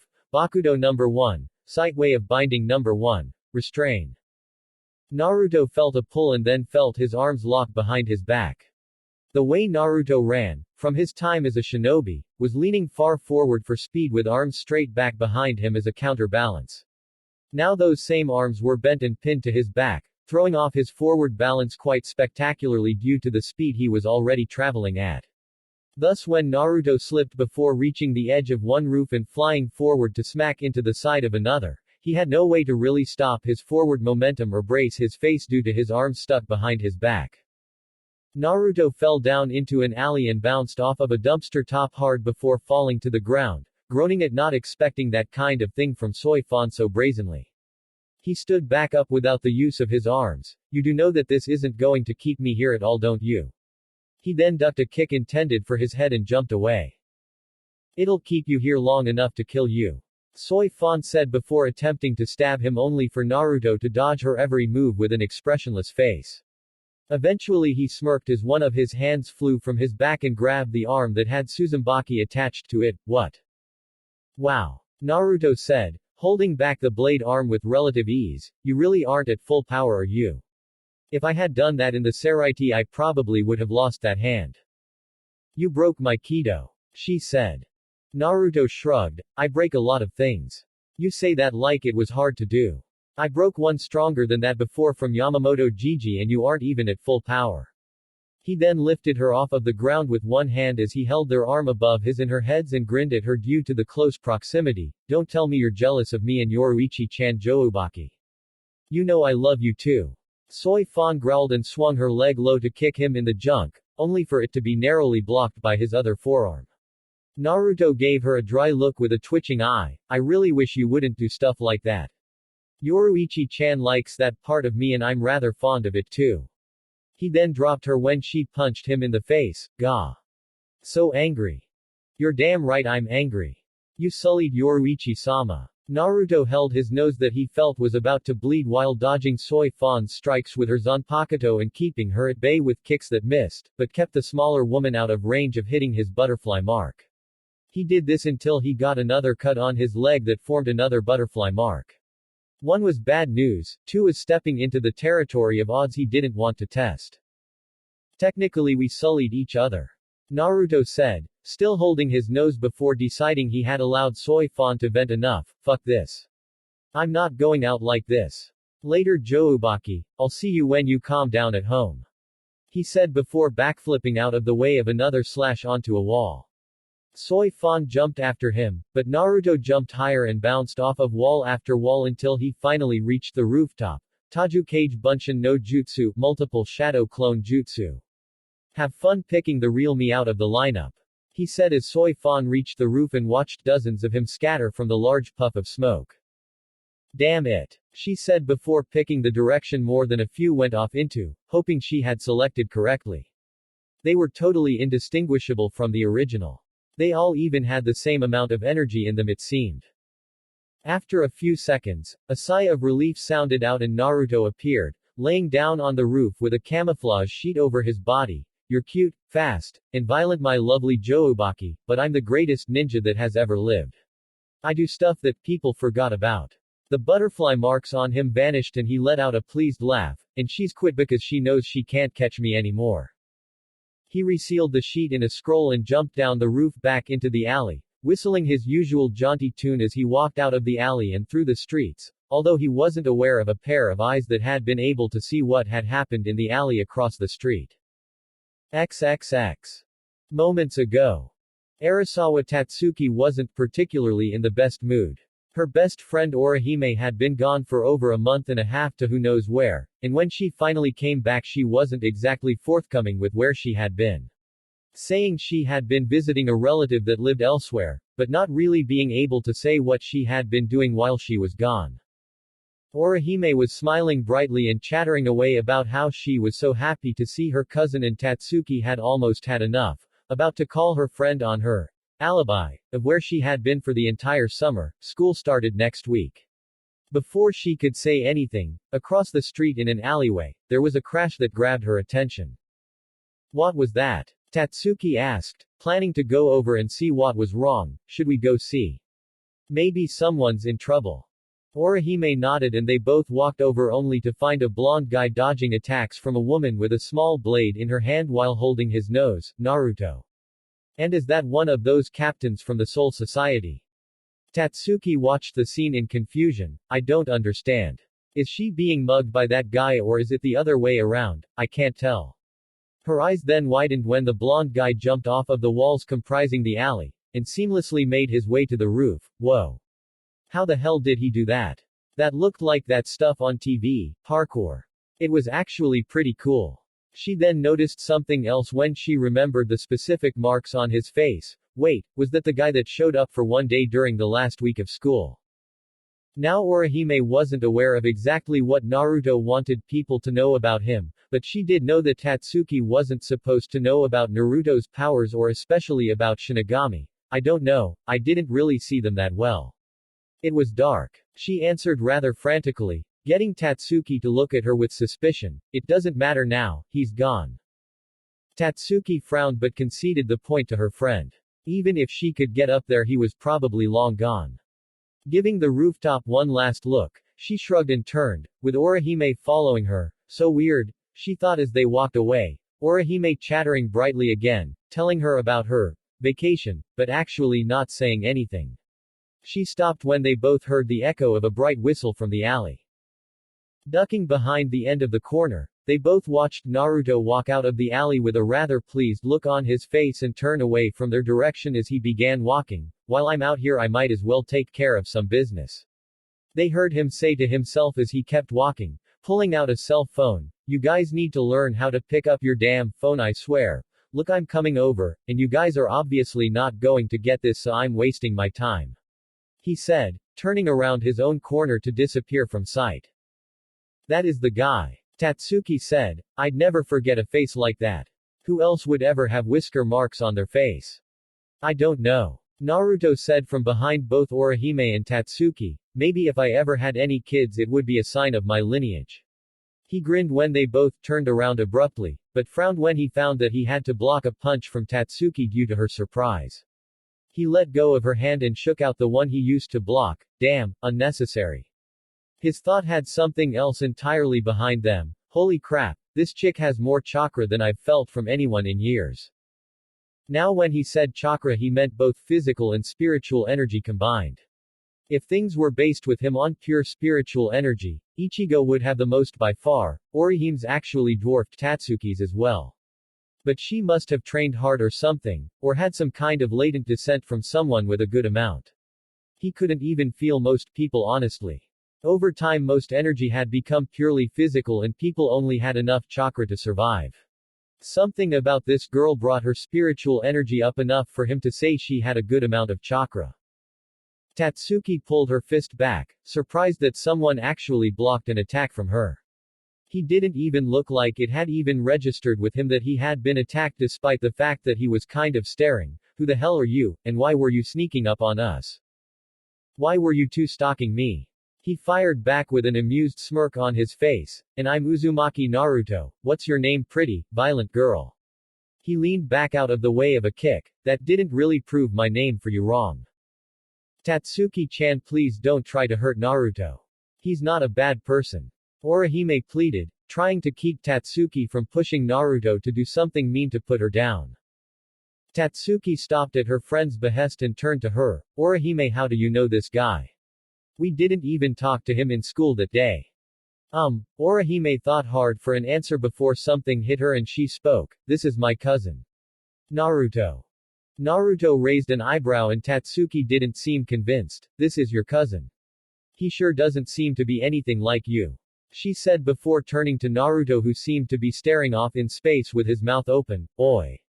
What are you looking at like that?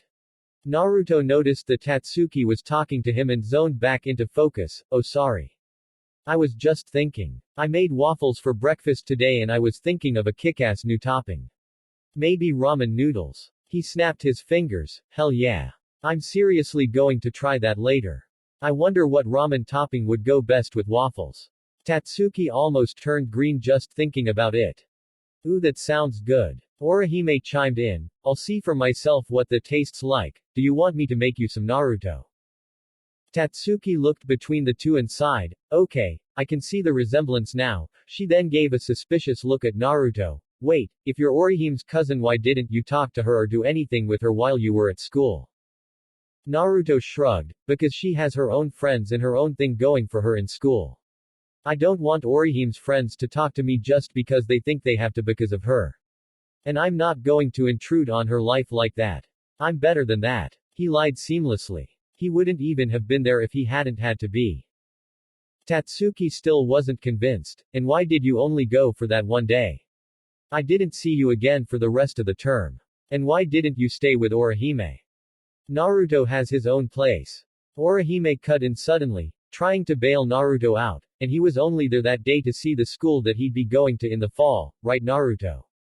She said with a rather desperate-sounding tone of voice, eyes so wide and almost pleading him to say yes he could hardly stand it. Fuck school. Naruto thought to himself before grinning at Orihime, yep. You've got it sweetheart. Tatsuki took all of this in and smirked, thinking she finally had a way to either expose one thing or the other, So Naruto, Orihime's cousin, where did she go for summer vacation? Did she do anything fun? Orihime's smile became incredibly strained as Tatsuki caught both of their lies right then and there. But Naruto just sighed and rubbed his temple. She's so sweet.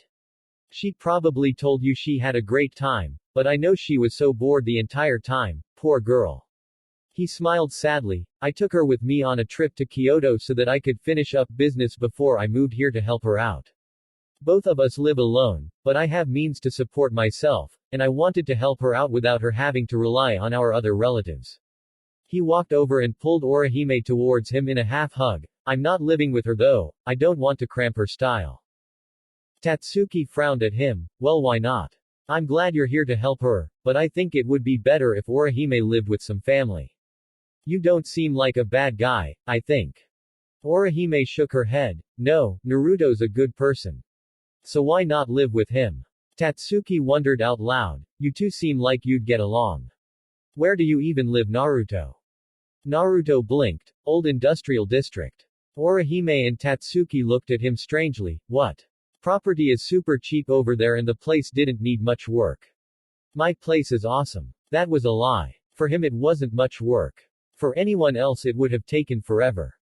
Tatsuki nodded. It was a strange place for someone to live for sure. But from the way Naruto dressed there was hardly anything wrong with him that she could see. So you said you can support yourself and Orihime, and you said you own a great place. What do you actually do? Publishing company. Naruto said right off the top of his head without really thinking, actually impressing himself with that one. Where the hell did that come from? Holy shit, that's a great idea. Skip dealing with the middleman every few years for a new copy of the books. I can do it my damn self, and that can be my cover like Urahara's shop. Sweet. He grinned, pleased with his lie that would soon be a reality. Yep, I run a publishing company that I managed to get a hold of. Moved it to Karakura town. That wasn't too far out of left field, was it? Kids owned things and had tons of money all the time. Tatsuki's eyes widened, as did Orihime's, but she schooled her expression rather quickly. Damn, this was an elaborate lie. Good thing Naruto had taken the ball Orihime had given him at the start and ran with it. Tatsuki was actually pretty amazed at that. Wow, you're no older than us, that's really impressive. So what's it called? Konoha Publishing. He again said without missing a beat. Damn, I'm good. I haven't lied like this in forever. He continued speaking. Yeah, we're pretty obscure, but we'll be making our money in no time. We've got a major title about to come out that'll put us on the map. Wow, Naruto. Orihime said, getting caught up in Naruto's lie herself. I've got to come by and see it sometime, it sounds great. She then froze as she realized what she said, and the look of horror on Naruto's face told her that he felt exactly the same that she did. A shrug came from Tatsuki. That actually sounds cool to me. So when can we stop by and see the place? What's the address? Naruto said blankly as his brain tried to come up with a way out of his situation. He stupidly held up 3 fingers. The address is 735 Murasaki Road. I'm going to be busy for a while, so 3 days. Sounds good. Tatsuki said, grabbing Orihime's arm. You can talk to your cousin anytime you want, Orihime. I have to go home and get some things. Nice meeting you, Naruto. She said as she walked away. Orihime waved to him with an apologetic look on her face as she followed. Naruto waved back at her, giving her a confident grin that told her everything was going to be okay before he decided to go on his way. That girl could see me and Soy Fan, and that punch of hers was the strongest thing I've felt any normal person throw at me in a while. He went into thought. I wonder if it would be too late for her. It's worth a try to see if she could. I'll try it when she comes over with Orihime in a few days. XXX. Naruto's squad's home base, basement training ground. Soy Fan walked through the entire building with Yoruichi after returning from her failed chase of Naruto. Apparently in the world of the living his ability to hide his Raryoku signature was far greater than she had expected it to be. After destroying the clones she chased down, she was unable to get a lock on him again, so she simply returned. He would be back eventually. Yoruichi-sama, I don't see how you could possibly have allowed that man to do such things with your consent. At first Yoruichi had been amused by Soy Fan's disdain at finding out about the night she had with Naruto, but it was getting to be somewhat troublesome now. Well, I did, he had it, and no, you won't be doing anything to his reproductive organs like you've so descriptively threatened, so calm down. You're acting like Naruto is pure evil or something. He's the best person you've met in years and you know it. You actually liked him until you found this out. Yes, but. Soy Fan tried to dispute before Yoruichi cut her off. But nothing. That should be it. I'm an adult, not a child. Yoruichi said with finality as she stretched her arms out while walking to the area where Hidan would be waiting to train. You're acting silly. A smirk then came to her face, unless of course you were angry at him for a more personal reason. I don't remember you ever having a boyfriend, so I guess that could be it. You're mad at him for not letting you. Yoruichi-sama. Soy Fan said with a red face. 100 years and she could still let herself be teased by the woman. Honestly, she was almost as bad as Uzumaki was. Yoruichi laughed slightly before finding Hidan in his gigai laying down in the middle of some strange circle looking like he was dead. Hidan, what are you doing? Hidan's eyes popped open and he sat up like a corpse before he explained. I can't kill you in this fight, so I was just praying to Jashin-sama for forgiveness. That was my ritual of doing so. He then noticed Soy Fan with her. Is it alright that she's here for this? From what I've been told, she's going to cause a fuss over this. Yoruichi nodded. Go ahead. If she panics without listening to reason first, I'll handle her. Don't worry about it. Hidan shrugged as he grabbed the cylinder housing his retractable pike to reveal a skull like the one on the bottom of Urahara's cane and pressed it to his chest before looking at Yoruichi once more, getting emotion from her saying to get on with it. Hidan slammed the cylinder roughly into his chest and the room was instantly filled with a thick reiatsu that Soy Fan had to take a moment to adjust to. She felt the presence of a hollow but only saw Hidan, who stood there in a black cloak with red clouds, open down to his chest to reveal what looked to be bone in the form of some necklace attached to his body. He looked exactly the same except with a rather large, wicked-looking scythe in hand, his gigai at his feet. Yep, that's me. Soy Fan's hand went to her zanpakuto before she remembered what Yoruichi said. What is he? He feels like a hollow but doesn't look like one. He didn't look any different at all except for the aforementioned things, and why is his spiritual energy so powerful? A hollow this strong shouldn't be able to exist without being noticed. Yoruichi walked over to Hidan and poked at his gigai with her foot. That's what the gigai that hides his energy is for. This is an Arankar, and Aizen's growing army is full of them. Hidan was a Vasto Lord before becoming an Arankar. Blame Naruto for that. She finished with a frown. Hey, I like being a hollow, or an Arankar, or whatever I am this week. Hidan said, slightly offended at the way she referred to being a hollow as a bad thing. He then saw Soy Fan go for her zanpakuto. Oi, no trying to kill the help. I work for Uzumaki and I have diplomatic immunity, so suck it. Yoruichi held Soy Fan's arm from trying to go for her blade. He's telling the truth. One of Naruto's perks was that he could pick his team and they only answered directly to him and whoever else he directed to be under him.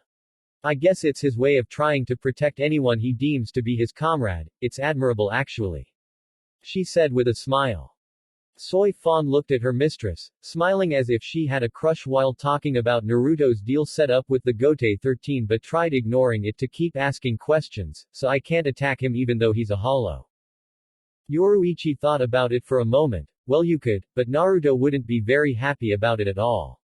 Besides, Naruto assured me about 1,000,000 times already when I was concerned about it that if Hidan went off the handle he could stop him.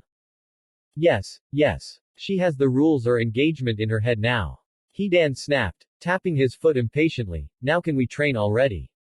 Which one of you am I fighting? You're both looking like you want a piece of me, especially the Shinigami captain girl. Yoruichi smirked at him and used Shunpo to get far away from Hidan's gigai so it wouldn't be destroyed during the fight. Show me what you've got, Hidan. Gladly. Hidan said before disappearing with a low booming noise signifying his movement. Yoruichi was surprised that he had picked up on his speed technique so fast, but was prepared for him, dodging a swing of his scythe with a back handspring. How did you do that? Yoruichi asked him. You got a speed technique down that recreates Shunpo. It's only been one day. Hidan smirked at her. Another of those moves I gleaned from those 3 Arankar women that took me to that Aizen chump. They explained all of their moves to me, and I listened. That was Sonito, sound ceremony. And I got it quickly because I'm not exactly slow in my gigai. When I was alive I was used to moving pretty fast. Soy Fan seemed rather impressed, so it looks like Uzumaki didn't get someone useless after all. Still, how can we trust him as a hollow, or a rancor? Yoruichi set herself in a ready stance to prepare to fight Hidan. Naruto trusts him enough to have him on the team and Hidan's done very well so far. There's no real reason besides his cosmetic appearance to think we can't trust him. Now begin. Hidan rushed towards Yoruichi, swinging his scythe in a manic fashion from every angle, but she remained just out of his reach as she analyzed his attack pattern or the lack thereof. He knows how to use this weapon, that's for sure. He's precise and surgical with how he swings this thing, but he doesn't seem to hold anything back during his attack, as if he doesn't know how to shift from attacking to defending. She thought as she stayed out of his range, as if he doesn't care that he could take damage like this, though with the style he told us he had during his time alive I'm not surprised. Suddenly, Hidan let go of his scythe and let it slip out of his hand to fly at Yoruichi. Her eyes widened when he swung it at her, holding onto it by the cable attached to the weapon under his robe. She jumped back far and decided it was time to really start seeing what he was made of. Yoruichi dashed towards Hidan and threw a hard kick that he lifted the pole of his scythe to block with, however the force of her kick sent him sliding backwards into a boulder, cracking it with his body. Okay, that was actually really good. Hidan said as he walked towards her again, but you're going to have to kick a little bit harder if you really want to hurt me. He said with a grin as he placed his scythe on his back. New move time. Another one. Yoruichi asked him with her hands on her hips, how are you getting these so fast? Ask Uzumaki, brat. We were ninja in our time. We're used to feeling and manipulating the energy inside of us. This hollow stuff is so fucking basic, it's pretty much instinctual. Hidan said, cocking a fist back despite the fact that he was nowhere near Yoruichi. His fist began to glow red with a slight amount of swirling energy, hollow bullet. He threw his punch at Yoruichi and from his fist flew a blast of energy that came at Yoruichi so fast her eyes widened before it exploded, making contact with her. Soy Fan gasped, Yoruichi-sama. She then turned towards Hidan who was looking at his fist as if he were trying to examine it, that was like a Sero except far faster and unconcentrated. What kinds of other powers do these Arankar have? Man, Hidan complained, looking at his hand, that was kind of cool, but the Sero is so much cooler. Way bigger bang for my buck. He looked at the smoke provided from his attack hitting Yoruichi, you alive in there? The smoke cleared to reveal Yoruichi standing there with her hands up, arms fully extended to block his attack. Her palms were slightly singed but other than that she was unharmed. She actually had a rather serene look on her face, that was pretty okay, no real kick behind it though. You must really not know exactly how to use that attack. She said, getting a tick mark to form on Hidan's head, let's see what else you can do baby Arankar. I won't be standing still this time either. Hey. Hidan chuckled cruelly as he pulled his scythe from his back, bring it on by. Yoruichi disappeared from her spot and before Hidan could fully turn, he found himself kicked hard and sent flying past Soy Fan who moved out of the way to avoid his body. Soy Fan looked down at Hidan as Yoruichi walked over next to her and did the same. The dark-skinned female looked down at Hidan who had a look of a deer in the headlights on his face, don't get cocky. You're good but you're not used to your body, and you don't have whatever powers you have as a shinobi in that form. Only in your gigai. That's why Naruto could threaten to kill you if you started doing evil things. Hidan's gigai could not be killed, much like his original human body, but his soul could. Naruto could just pull Hidan's soul out and kill him while he was in Arankar form since he could die in that form. Getting up off of the ground, Hidan dusted his cloak off and growled at Yoruichi before Soy Fan cut in. You have raw power, tons of it. But from what I can see you attack arrogantly with no actual battle plan except to deal out damage of any kind. He turned to Soy Fan who had her arms crossed as she explained what she had gleaned from what had gone down. You fight nothing like Uzumaki. He's far more elusive than you are. Hidan rolled his eyes at the comparison. Uzumaki brat and I are two different breeds of warrior. Uzumaki tries to overpower enemies, and when he can't he uses deception and rudimentary tactics to get an opening to finish with something big. Soy Fan's eye twitched. Having dealt with both spectrums of Naruto's combat style in the past, on the other hand, I am a killing machine. No matter how long it takes, I will hit you and you will die. Simple as that. Not anymore. Yoruichi said. You have actual skill with that scythe, you have powers you can use now. You will learn how to use them the right way or I'll make sure Naruto doesn't let you go back to Hueco Mundo. Our enemies are dangerous and powerful, and having you go in with a half-assed battle plan like that isn't going to work. Before you say that you'll fight in your human body so that you can't die, remember that a hollow can pull your soul out of your Gigai. Hidan narrowed his eyes at her, and how exactly are you going to make sure of anything? Yoruichi smirked cruelly. I'm not just a pretty face Hidan. I'm stronger than you, for more than one reason. And I can convince Naruto to keep you back here because he trusts my judgment. I could just make him fight you himself so he could give his own opinion. She looked over at Soy Fan. How would you like to help me work this idiot into fighting shape? He's going to need the experience. Hidan looked between them as he saw Soy Fan finally draw her Zanpakuto. I'm starting to see what Uzumaki meant about strong women in his life, he said before slapping himself hard, preparing for a long day. Fine then. Bring it on. All three disappeared with their respective speed techniques. XXX. Outside of the Visored's hideout. Naruto stood out front of the warehouse banging on the door belligerently. Open the goddamn door you jerks. I will blow this door down in 3 seconds. He said, forming a Rasengan in his right hand. 3. 2. On. The door suddenly flew open and a sandal landed smack against his face. Shut up you idiot. Hiyori yelled at him as the sandal slid down his face. Naruto had a deadpan expression on his face. Don't you know how to call before you come over or are you too stupid to use a phone now? Naruto growled and stomped over to her, grabbing her by the back collar of her tracksuit and lifting her off of the ground. Do you know how to answer a phone, or better yet check a fucking answering machine? Don't pop that shit to me, I am not in the mood today little lady. He held up her sandal and placed it back on her foot. Next time I'll make you eat this thing. He said as he walked inside, still holding onto her, keeping her at arm's length. Let go of me asshole. Hiyori yelled at him, trying to get him to drop her by punching and kicking at him but was unable to reach him. No, I don't feel like having 3 people that are way shorter than me try to beat me up in the same day. Naruto replied, not letting her go. Besides still being violent, did you miss me while I've been gone? He asked as he finally dropped her in a chair in the warehouse, getting the attention of everyone else inside. Hell no. Hiyori snapped at him, why are you even here?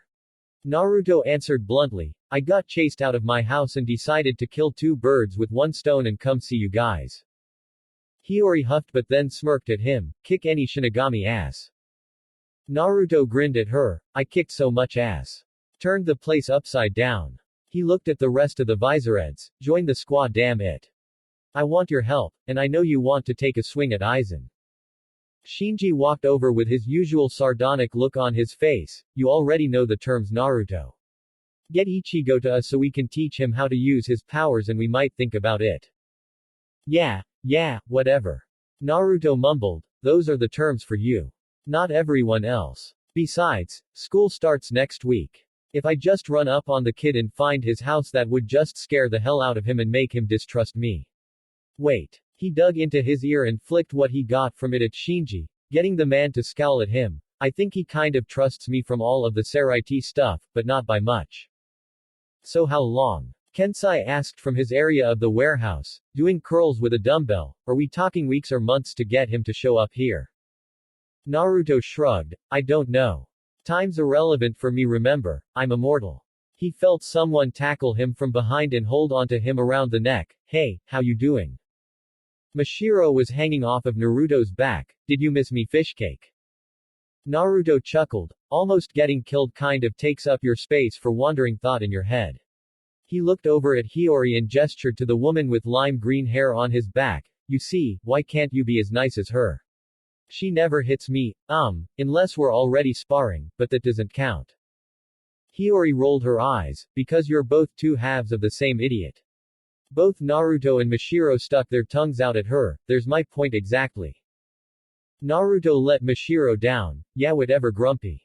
he said as he walked towards the center of the room. So do you guys just want to stay here in this warehouse doing nothing until the end of days, or do any of you lazy bastards want an actual job? Love, Rose, and Lisa looked up from reading their mangas and looked at Naruto strangely. Now by actual job, what do you mean exactly? Lisa asked him. Naruto rubbed his chin. Well, honestly, you'd still be doing next to nothing, but it's more of a cover. Something like Urahara's little shop, only what I do is actually going to make me some money. He quipped. Does anyone actually buy stuff from that place? Everyone shrugged in confusion. It doesn't matter. Talk to me in a bit when I get everything set up. This is going to be the best idea I've had in years. XXX. 3 days later, Naruto's base. Naruto sat on the roof of the building in a state of meditation alongside Yoruichi, who had Soy Fan with her, as she wouldn't let Naruto alone with Yoruichi again as long as she had the option. Yoruichi in her cat form looked at Naruto in amusement. Only you could get yourself into a situation like this. What would you know about it?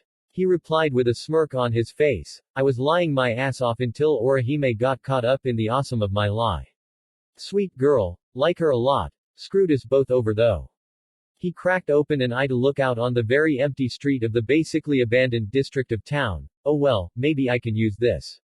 He looked over at Soy Fan. When are you wanting to go check out Hueco Mundo? He asked as he shut his eyes again. What can you tell me about it? Soy Fan answered, trying to keep her own meditation going as she sat in her gigai. I was dispatched with the understanding that you and Yoruichi-sama had already been there yourselves. Naruto frowned. We weren't there for long before things kind of hit the fan. There was one Arankar that was so strong. That Tia Harabel girl, and Aizen's supposed to have an army's worth of them. Soy Fan turned and looked at Naruto, who seemed to have a serious look on his face as he thought about it, but Hidan is an Arankar too. A strong one from what I've seen. He's not used to his powers yet. Yoruichi said. He is strong, and he'll get stronger when he gets his body mechanics worked out, but for now he's not good enough to deal with that woman we saw. About Hueco Mundo itself, Naruto said, trying to explain what he saw to Soy Fan. Under the surface is a forest of trees made of minerals. That's where a lot of hollows live, but we didn't fight any that could potentially beat us. There were tons in hiding though. Yoruichi could feel them and even see tons of them when we fell in. Yoruichi picked up where Naruto left off. There was nothing on the surface that we could see from the little amount of travel we did there. It was just a white desert, no life whatsoever. The woman in black cat form let out a yawn and hopped onto Soy Fan's shoulder where she curled up. If there's exploration to be done in Hueco Mundo, that's where I would check next. I'm going. Naruto said with finality. There's still so much about all of this I don't understand. Maybe if I go I can get some answers. Soy Fan nodded. Naruto would be useful for something like this. He had been there more than any of them and he was no slouch in a fight to say the very least. Well then I'll prepare a plan of action to take within a day or two. Omaeda and Kuritsuchi Fukutecho should come with us. Yoruichi jumped down from Soy Fan's shoulder. I'll stay here and help Hidan get up to speed with his powers. Maybe I'll call Kazuki for help. He's supposed to be on this team too. Good. Naruto said before his eyes opened up and he stood. In the meantime, it's time to put on a show if you know what I mean. What are you going to do? Yoruichi asked Naruto as she saw how relaxed about this whole thing he was. He was close to being discovered and he didn't seem to care. Naruto pointed down the street in the direction he could feel Tatsuki and Orihime coming towards. What do you think? Try to sense out the person that's with Orihime. Go ahead. He saw Yoruichi's eyes widen as she opened her mouth to speak. No, she doesn't have any powers because her abilities physically overshadow her abilities spiritually, like Chad, but only times 10 since his spiritual energy is way higher than hers. So, Yoruichi said in a testing manner. So, Naruto said, mimicking the cat before continuing on, that means she's mine. Soy Fan's eyes shot open as she turned to Naruto in shock. That is incredibly irresponsible, Uzumaki. What are you thinking? Naruto didn't rise to a spirited defense, choosing to calmly explain himself instead. She saw us with our little lovers spat in town. Luckily she didn't dwell on it for too long. She has enough spiritual awareness about her to do that, and that makes her a target the way the others were. She already mistrusts Orihime's summer vacation, so why keep a bad lie for no good reason? She can't fight the way Kurosaki's other friends can. Soi Fan said as if she was speaking to a child. Naruto smirked like a man with a plan. Not yet. Give me a few months with her and we'll see how the tune of yours changes. With that he started walking to the stairs on the roof to head inside. I have to get her to believe me and see if she actually wants to give it a shot first. Yoruichi teased him as he disappeared down the stairs. You're playing with fire Naruto tilde. She said in a sing-song voice. Haven't been burned yet beautiful. He said before heading inside for good. XXX. After walking through the rather uninspiring section of town that Naruto's office lay in, Orihime was getting kind of nervous. She hadn't known Naruto for that long, but he seemed to be a wily guy. A nice guy, one of the genuinely brightest guys she had met by far, but still the craftiest person she had ever met except for maybe Urahara Kazuki. If he hadn't come up with a good excuse as to why it wouldn't be a good idea to come to his office, then it had to be okay to keep up with the story of him being her cousin. She had to admit, she just blurted that out, but he just ran with it flawlessly thus far. It was actually very impressive. And then she and Tatsuki came to his office and stopped out front and looked at the place. A rather large place, 6 stories, a rather burnt orange-looking building, with the front having a one-way glass wall that they couldn't see through, but it seemed on the level. The only thing was a distinct lack of a sign out front to let anyone know where they were. Well, Tatsuki said, looking the area over, this is the place. He said that his place was awesome and it doesn't look bad so far. Though living out of his office seems kind of weird. She said, looking over to the orange-haired girl with her. Orihime instantly snapped out of her state of awe that this might actually end well and rubbed the back of her neck sheepishly. Yeah, well Naruto works hard all of the time, so I'm not very surprised that he stays here. He lives his work after all. She said, laughing nervously. Come on, let's go in. The two headed inside to find a front room lobby of sorts. Many chairs, shiny, office-like floors. A fantastic view outside if there had been anything worth looking at out there, and doors to whatever was behind this lobby room. At the back wall of the room was a rather wide desk with 3 chairs behind it in certain spots, but for the moment there was only one person behind it. A woman with blue eyes and blonde hair in long pigtails on the side of her head sat in the middle behind the desk, wearing a tan button-up blouse and a black skirt. She smiled brightly and spoke to the 2 girls that had walked in. Hello, is there any way I can help the 2 of you today? Tatsuki blinked and looked around. Shouldn't there be more people in a place like this? The receptionist's smile dropped a little before she perked back up and answered, well we're still rather new to town you see. This is actually my first day working here. Is there anything you 2 would like? Orihime stepped in at that point. Do you know where Uzumaki Naruto is? He kind of invited us here today. The woman grinned in recognition. Oh, he said that someone would be by today asking for him specifically. She said as she got on a phone and dialed a few numbers. Yes boss, there are a few young women here for you. I'll tell them to sit tight for a moment. She hung the phone up and addressed Orihime and Tatsuki. Boss will be with you in just a moment. After a moment, Naruto came from the back wearing clothes more casual than yesterday. A dark blue shirt with an elaborate picture of a coastal storm on it, and jeans. Hey you guys, what's going on? He said with a toothy grin. This is really your place? Orihime asked, rather wide-eyed as they went into the back and he began to lead them around. Naruto had made a bunch of clones and henged them to go around looking like they were fixing the place up. They were, but it was more for aesthetic realism than anything else at the moment.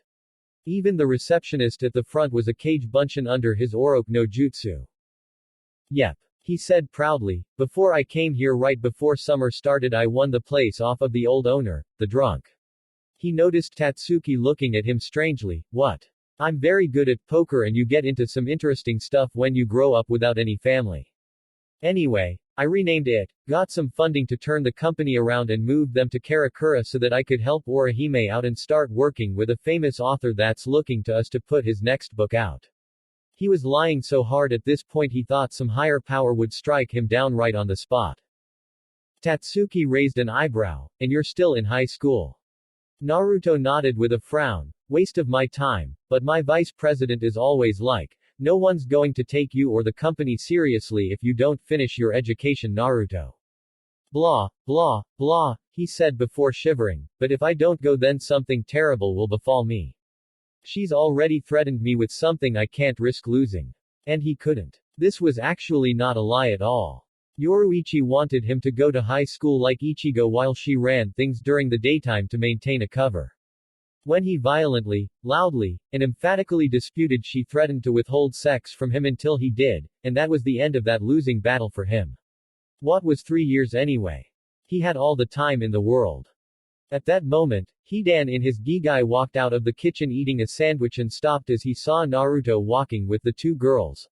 What's up? Naruto palmed his face and pointed at Hidan. This is Hidan. Hidan works for me. He's my assistant. Hidan scowled at being called an assistant. Assistant my ass crack Uzumaki. I don't do anything to make your life easier, if anything I make your life more complicated. Naruto shook his head, still holding his face in his hands, and the sad thing about it is, he's absolutely right. He's an old friend of mine that I gave a job to. He said as Hidan walked away, continuing to eat his sandwich. Orihime. The girl in question turned around to see Yoruichi standing there, back in her human form, wearing casual clothes. How are you? Yoruichi. Orihime said in surprise at seeing her again. Here of all places, what are you doing here? The female Shinigami winked at her before answering, I'm Naruto's vice president. He has a decent enough business plan but his execution leaves a lot to be desired in most cases. That's where I come in. Didn't he tell you during summer vacation about it? Naruto smiled at Yoruichi. I'll tell you what, why don't you take Orihime and talk to her for a bit? I'm sure Tatsuki has some questions she wants to ask me herself, don't you? Tatsuki looked at him in surprise but nodded. She planned on coming back later to do so, but since he was volunteering in the first place. All right then. Yoruichi chirped brightly, latching onto Orihime and dragging her away despite her protests to the contrary while Naruto and Tatsuki headed up to the roof. Once they were gone, Yoruichi let Orihime go. Naruto has to talk to your friend about something important. Her ability to see spirits and what that means to her. Orihime's eyes widened, but I don't want Tatsuki-chan to be involved with any of this. Yoruichi shook her head. You don't have much of a choice in the matter. The way you gained spiritual awareness also resulted in your friend getting it, it's just that you developed the powers that I could work with. She has powers that Naruto can work with instead. The way she is, she'll be a more desirable target to hollows, but won't be able to defend herself the way you can. Orihime frowned, but nodded. Tatsuki-chan will always try to defend me even if she isn't strong enough. At least Naruto might be able to help her if she accepts, I guess. She then blinked after having a thought. But what is he going to do? Tatsuki-chan never got any powers like me or Sato-kun. Yoruichi shrugged. I don't know, but he said that was actually better. He had something for her. Her mood shifted to one that was far brighter. Anyway, this is our main base of operations. Would you like to find out more about what we're supposed to be doing here in the world of the living? Orihime nodded as Yoruichi dragged her along again. Well, it's a long story so I might as well begin. XXX. On the roof, Naruto leaned against a wall of the stairwell that led back down to the inside of the building as Tatsuki stood across from him staring at him intently. You can say whatever you want, you know. It's not going to offend me or anything if you're pissed or you don't like me. Tatsuki shook her head. It's not really that. I can usually read people and tell when they have bad intentions, but you don't. I just want to make sure that Orihime is safe. Her original parents were very abusive and excuse me if I'm kind of skeptical towards some random distant relative coming out of nowhere like you. Naruto nodded, taking her words to heart. He couldn't sense any lie in her tone. That's good. You just want to protect her. I like that. He sighed and leaned his head back to look up at the sky. Orihime is one of the sweetest people I've ever met in my entire life. To have someone like you look out for her is actually great. He lowered his head and gave her a stern glance, but do you know what there actually is to protect her from?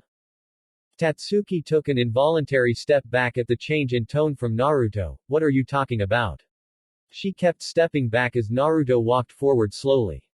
You can see spirits. He wasn't asking, he was stating it as a fact. there are things that are about to go on soon.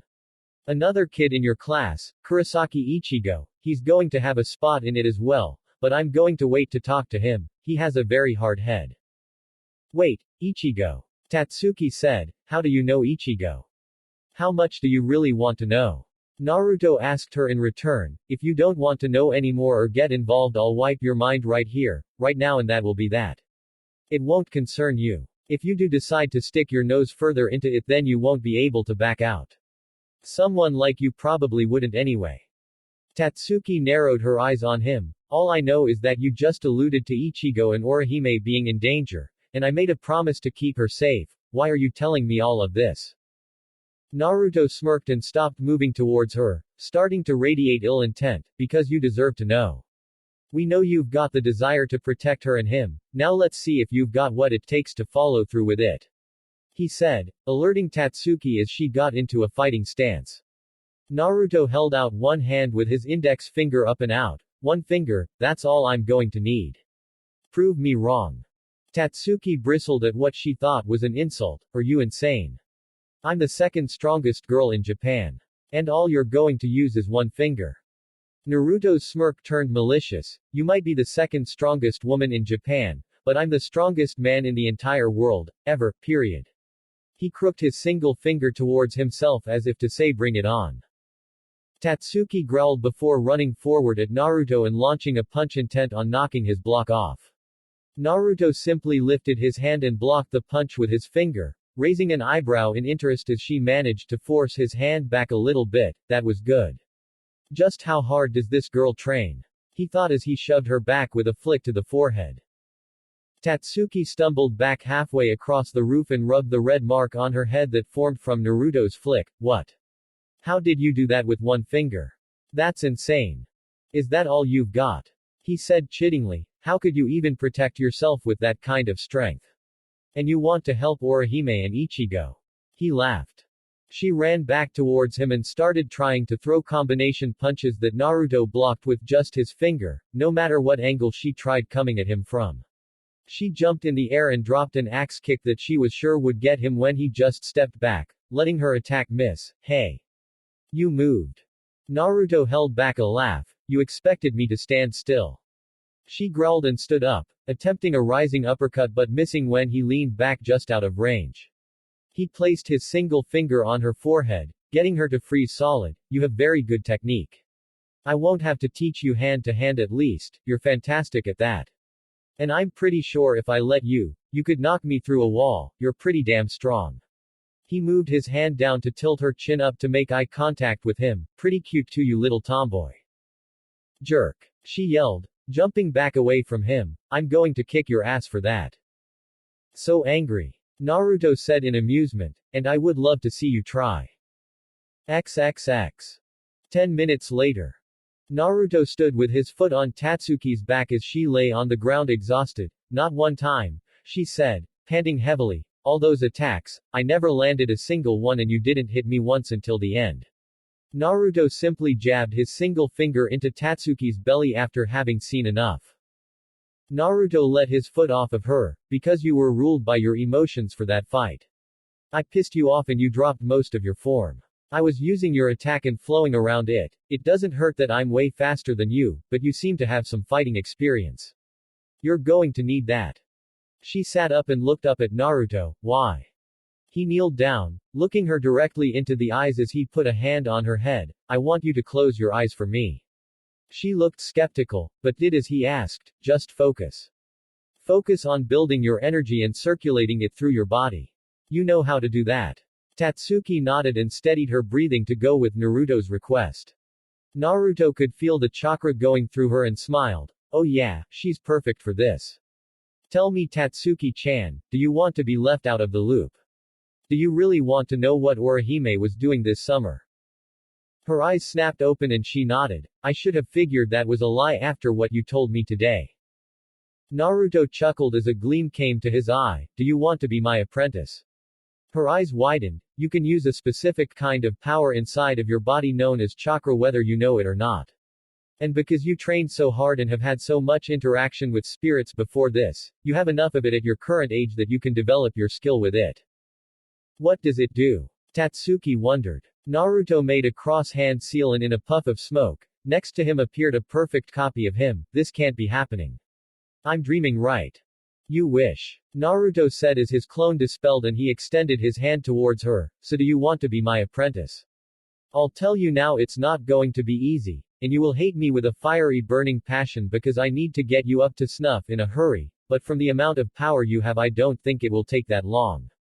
You're already perfect at hand-to-hand combat and I don't even need to go over physical conditioning with you. Tatsuki thought about it for a moment. You say Orihime and Ichigo are already involved. Anyone else I know? Yep. He said plainly. I'm in. She said with a frown, not really liking being left in the dark. She grabbed Naruto's hand and shook it firmly, and when I see Ichigo again I'm going to kick him in the stomach for hiding this from me. I knew something was weird about him during the end of the last semester. Good. Naruto said brightly, helping her to his feet. Come back next week and we can start. In the meantime I want you to rest up and do everything fun that you want to do to your heart's content, because after we start you aren't going to want to do anything that exerts energy in your spare time for a long time. Tatsuki gave him an owlish look when she noticed how serious his voice was. Really? I don't joke about training, Tatsuki-chan. He said firmly, you're going to hate me. Her face turned to an excited smirk at the prospect of learning new ways of fighting from someone as strong as Naruto was. The only way I'll end up hating you is if you waste my time, Naruto-sensei. It had been one day since Orihime and Tatsuki's planned visit to Naruto's base in construction, and the orange-haired girl had returned the next day to visit her friend that she knew the least about, only to find herself upon a curious scene. Orihime blinked in confusion as she stood in the training room in the basement of Naruto's base. You're going where? School starts Monday, Naruto. Are you saying you'll be back in 4 days? She asked him, rather concerned that he wouldn't get back. Naruto had a frown on his face as he stood in his sage coat and combat gear. With him was Soifan, her lieutenant Omaeda, and Nemu, all of them prepared to go into Hawako Mundo with the blonde immortal. We're going to Hawako Mundo. And if we don't get back in time, a smirk came to his face. Oh well, wouldn't that be a shame? 3 days is your limit. Yoruichi said, getting him to groan negatively. If you don't get back in 3 days I'm taking Hidan to open his own Garganta so we can look for you. We can't have you all staying in there to fight an actual battle. With just the 4 of you I don't like your odds for being in there for too long. What's the worst that can possibly happen? Naruto questioned as he started stretching himself out in preparation. Me and Joubaki should be more than enough by ourselves to get through that place pretty easily.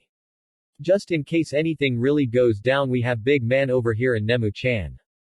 Nemu chimed in at that point. Uzumaki-san, I am simply to tag along as an observer. I am to record everything that I see, and if at all possible return with samples for Kuritsuchi Taiko. Naruto frowned at the name of the mad scientist that also doubled as her captain and her father. Okay, that's fine. I'm not expecting a fight anyway, but just be ready to defend yourself if you have to. He then looked at Omaeda and spoke to Soifan. Is he going to be worth a damn on this mission? Ichigo beat him with one punch in the seraiti. Hey. Omaeda barked in offense. He just surprised me, that's all. Naruto smirked. Aren't you on Mitsukido? And you let some baby-faced brat get the drop on you.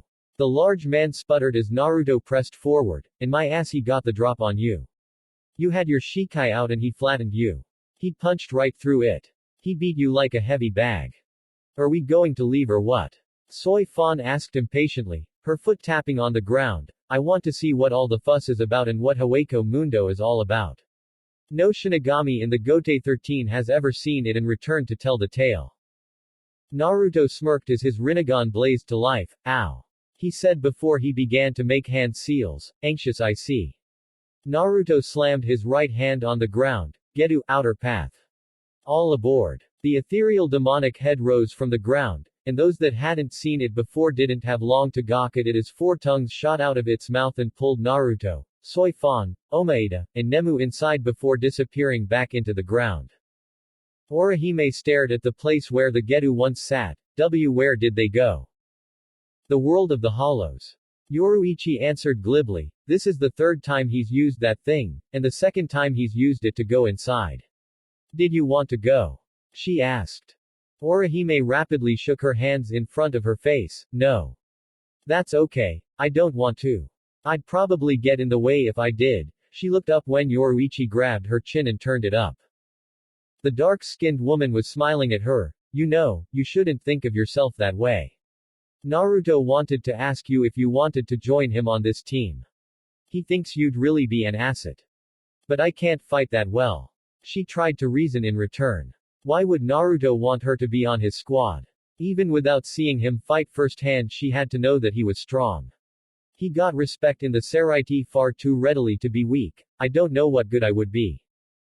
Yoruichi frowned. He doesn't think so and neither do I, but he said he knew that you didn't like fighting. He loves your healing ability though. He would ask you himself, but he doesn't think you'd join for no reason, even if he pays you well, which he would. She leaned back and puffed out her cheeks. There's also the thing where he says that he doesn't think you trust him. I trust Naruto. Orihime said with a smile. He helped Kurosaki-kun and all of us out in the Soul Society without any of us even asking him. He didn't even know us that well. I think we're friends. She looked around the spacious training room that reminded her of Urahara's place. Does he really want me here? Absolutely. Yoruichi said with full confidence, but like I said, he didn't think you would be interested and he didn't want to force you or take advantage of your kind nature. In the end it's your choice and I'm telling you that I want you here and he all but invited you himself by letting you down here. Whatever you choose you should tell him yourself. I guarantee it would make his day if you did, you'd see. Orihime then thought about something else, but what about Kurosaki-kun and the others? Is he going to ask them? Yoruichi nodded. He just didn't know how he was going to go about doing that. None of them would trust him outright the way you seem to. That's one reason why I'm making him go to school actually. She patted Orihime on the top of her head. Just think about it. He's going to teach your friend Tatsuki how to defend herself so she isn't a sitting duck against hollows, so there's another reason there. Orihime just nodded, planning on later talking to Tatsuki about just what Naruto told her yesterday. XXX. Hueco Mundo, White Desert. Omeda dug himself out of a sand dune, sputtering and spitting out the grainy mineral, blah. Where the hell are we? He looked to his side and saw Nemu there, sitting up out of the sand as well. Where are Taiko and Uzumaki? Someone fat get in my way. A distressed cry sounded out from above. Omaeda looked up only to be pounded into the ground by the body of a falling Naruto. Soy Fan merely landed neatly on the surface of the sand and dusted herself off. Naruto stood up and glared at her, rubbing his head. Why am I the only one that ever lands on their head when the Getu spits them out? Nemu looked around and immediately began recording her surroundings. The surface of Hueco Mundo seems to be a desolate wasteland devoid of any life whatsoever and apparently operates on an opposite lunar phase than that of the Seraiti or human world. Soy Fan looked around, rather unimpressed at what she was seeing so far. So where are all of the hollows? This is Hueco Mundo, isn't it? Naruto pointed directly down, signifying that the bulk of the hollows were beneath the surface, so then why aren't we down there? Naruto shook his head, because that's where they all are. As in the bulk of the population. Yoruichi-chan couldn't even count them all when we were down there. We're not going down there. Aizen's not even there. He started walking as the others began to follow him. We're going to be traveling up here, and we're going to be moving fast so we can cover some actual ground. If you can't keep up, you picked the wrong guy to follow today. He started breaking out into a run, followed wordlessly by all of the others. The group fell in line and began running after Naruto, who kept an even pace without resorting to using any speed-increasing techniques so that no one was left behind by any of the faster practitioners. The scenery began to drag after a while, with nothing really jumping out at any of them, just more desert. What's with this place? He thought to himself as he continued to run. I keep feeling power in the air, but there's nothing around at all. If I really wind up spending 3 days here, this is going to suck. My senses are whacked. Nemu was making her own conclusions, even recording things as she ran behind Naruto. The entire atmosphere is filled with Raryoku in the form of reishi. This must be how hollows obtain the necessary nourishment to survive despite a lack of human souls to prey upon in this environment. Omaeda followed along behind him, captain, while looking around distastefully. I didn't expect much out of the place that hollows are supposed to come from, but I expected something. This place sucks. I could see how someone like Aizen could hide here. There's nothing anywhere. He then looked forward at Naruto, who seemed to be leading with a look of duty on his face. Why is Soy Fan Taiko even following this guy? I've never seen her follow anyone's order except for Yamamoto Sotaicho. Seeing how Naruto wasn't even messing around this time about getting in and getting out with getting things done made Soy Fan pay rapt attention to his face and how serious it seemed. Something easy for her since she was right next to him. Keeping pace, he said that the Arankar that he confronted the first time he came here was strong. Or they that strong that he isn't even cracking a joke or trying to be silly. Uzumaki, do you have a plan? Do you? He shot back in return, still keeping his eyes ahead. What plan would there be except to scout the area? We're gaining basic knowledge, and all of us can handle anything that comes our way. If things get out of hand, I just need some time to summon the Getu and we'll be right out of here in a flash. Soy Fan nodded and turned her attention back forward. I want to see these enemies you told us about. I want to see for myself just what this army of Aizen's is capable of. Do you know of their skills? Naruto shook his head. Everything we know about Hidan is basically what we know about them. I don't know if Tia Harabel is the weakest, the strongest, or where she ranks on the overall spectrum of power. Either way, it's pretty bad news. If you were there, you would have felt it too. An army of anything around that kind of power would be something to lose sleep over. A frown then crossed his face, and from the way she spoke, I think Aizen has the entire army wrapped around his thumb. How the hell did this guy manage to amass an army right under your noses? He wasn't even discovered until he chose to be. Don't ask Uzumaki, Soy Fan muttered to him in reply. Captain Aizen was trusted. He was one of the leaders of the Gote 13. For something like this to have happened, he must have had this all planned out decades in advance at the very least. I'll make him pay, rest assured. Naruto looked over at her stone-serious face and gave her a smile. One step at a time, my sweet Joubaki. We need to figure out what exactly we'll be walking into once things begin for real. He looked back at Nemu. Nemu-chan, sorry, but we haven't seen anything worth talking about so far. Nemu simply looked at Naruto with her usual listless expression. On the contrary, Uzumaki-san.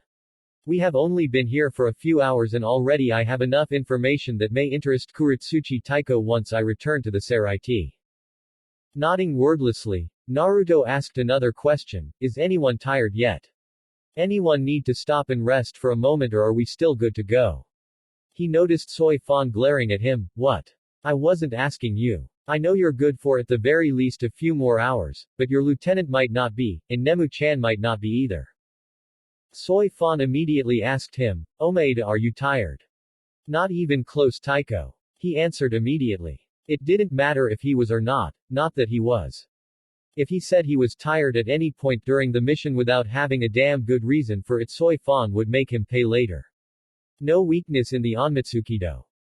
Soy Fan nodded and turned to Nemu, and you Kuretsuchi Fukutecho. Nemu shook her head. My body is modified to perform far greater than those of normal Shinigami. I do not feel any fatigue at the moment, I am fine. What about yourself, Uzumaki-san, do you require any rest?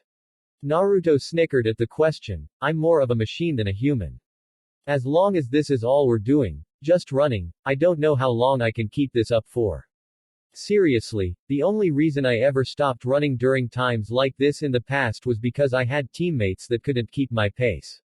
I'll be fine. The ground they ran on began to destabilize and lift up from the rest of the desert. What the hell? Get ready. Soy Fan ordered as everyone jumped back just as a massive hollow emerged from the sand. It was the size of a Jillian-class Manos, but had a body comprised entirely of sand with a hollow hole in the center of its chest, long arms, and a head resembling a sand castle. Naruto flexed his fists in preparation of the fight. He's huge. Let's get this big bastard out of the way and keep on going, people. What do you suppose we do, Uzumaki? Soy Fan asked, preparing to draw her Zanpakuto as did her lieutenant. Nemu simply set herself in a ready hand-to-hand stance due to leaving her Zanpakuto behind. Naruto cracked his fists. You're talking like this will be hard. Compared to the Arankar lady I met before, this guy is just gum on my shoe. From one of the seals on the inside of his jacket, Naruto retrieved a Fuma shuriken that he launched at the sand hollow. Catch this big guy. The shuriken flew through the air and cut the hollow's massive arm off, dropping it into the sand with a resounding thud. Omaeda looked at the severed appendage of the hollow and raised an eyebrow. That's it. Really? I thought that one of the hollows ballsy enough to just jump out at us would have more fight in it than that. The battle isn't over yet, Omaeda. Soy Fan said, still ready to defend against an attack. Uzumaki, you're not that experienced at fighting hollows. They have all kinds of powers and I think this one. Before she could finish, the arm that Naruto had severed easily regenerated as it swung the new limb back and swatted at them all, forcing them to jump out of the way. Hollows regenerate. You need to hit them with something fatal to beat them, you're not going to finesse a hollow. Naruto growled at her, what was finesse about cutting the damn thing's arm off? He returned his attention to the massive sand hollow. Fine, I'll blow this thing away. He said before Soy Fan dashed past him. Oi, I said I did it. This thing controls the sand we're standing on. Soy Fan surmised as she felt the hollow try to disrupt where she was running by causing bursts of sand to fly up from the ground. Her eyes then widened when she saw a wave of sand ripple towards her. She grit her teeth and jumped over the wave at the hollow before disappearing in a burst of her shunpo. The massive sand hollow was then cut in half by an invisible force and toppled to the ground with a crash. Soy Fan reappeared in front of Naruto and the other Shinigami, dusting grains of sand off of her captain's haori. Naruto gave her a deadpan look before starting a slow clap that he stopped after a few moments. You get some aggression out of your system with that one. Soy Fan scoffed, as if Uzumaki. I was just showing you the proper way to exterminate a hollow. The ground then started shaking. What? I smashed it clean in half. Naruto growled as he watched the huge hollow reform its entire body. Okay, no more fucking around. I bet it'll stay down when I blow its entire body to Kingdom Come. He said as he ran back towards it. Let's see you reform this time. The hollow's jaw unhinged as it opened its mouth and began to inhale deeply. Naruto tried to dig his feet into the ground, but the loose grains of sand gave him next to no foothold and he began to be sucked towards the hollow. Naruto formed a tiger seal and inhaled deeply. Kaden, Bukacabe, fire release, fire wall. Naruto fired off a towering rectangular wall of fire from his mouth that was sucked towards the massive hollow and drawn inside of its mouth completely. The massive hollow groaned loudly after absorbing the fire attack and after a few moments froze solid as cracks faintly appeared on its surface. Pieces of sand chipped away to reveal parts of it had heated to glass by the raging fire Naruto had set in its belly. Omaeda, finish. Soy Fan ordered her lieutenant who leapt into action, using Shunpo to place himself above the hollow's head. Butsubuse, Gegetsuburi, crush, 5 formed head. The large man's Zanpakuto formed into an oversized spiked ball attached to a long chain on his hilt. He swung the chain around over his head before launching the ball at the top of the hollow's head, smashing the head and then the entire hardened body of the hollow as rough pieces. The large Shinigami lieutenant laughed boisterously as he resealed his Zanpakuto and sheathed it, and that's how you do it. Nobility wins the day once again. Better blood, better skill. Naruto stared at Omaeda along with Soy Fan who had learned to tune him out a long time ago. Unluckily, Naruto hadn't. He pointed at the man who gloated to Nemu, who couldn't care less as she tried to analyze the sand that the attacking hollow had been comprised of. If I kick him in the head, will he shut up? Soy Fan's lips quirked in amusement. If it was that easy, he'd have been shut up years ago. I can't beat it out of him, so I deal with it. Nemu had been kneeling around the pile of sand that had once been the hollow when she called Naruto and Soy Fan over to her. There is something strange about this sand, Soy Fan Taiko, Uzumaki-san. Both of them walked over to her and she tried to explain. I don't quite know how to place it, but the hollow you just defeated was a conscious entity representing the desert. Omaeda scratched his head as he tried to put two and two together. So, we just killed the spirit of the desert.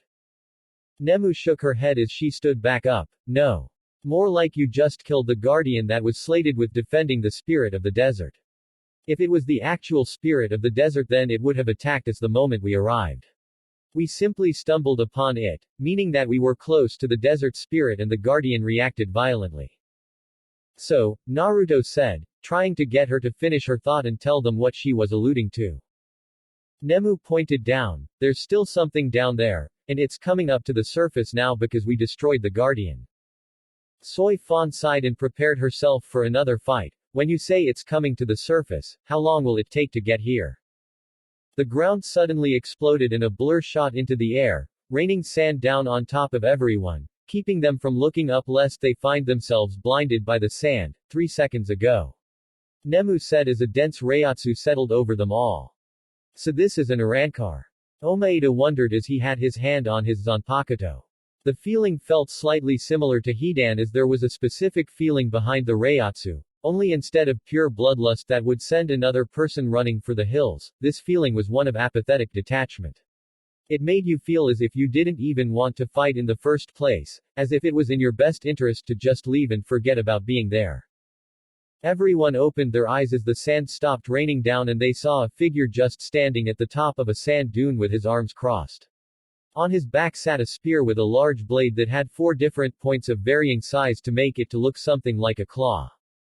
In the distance he stood at he looked shadowed so that his actual features couldn't be seen clearly. He finally began walking down the dune and towards the others, putting them on alarm at the resigned pace he chose to move at. From the way his power felt he seemed to have good reason as to the way he was moving. Soy Fan looked over at Nemu and Omaeda. Those two won't be any good in this battle. It's going to have to be me or Uzumaki.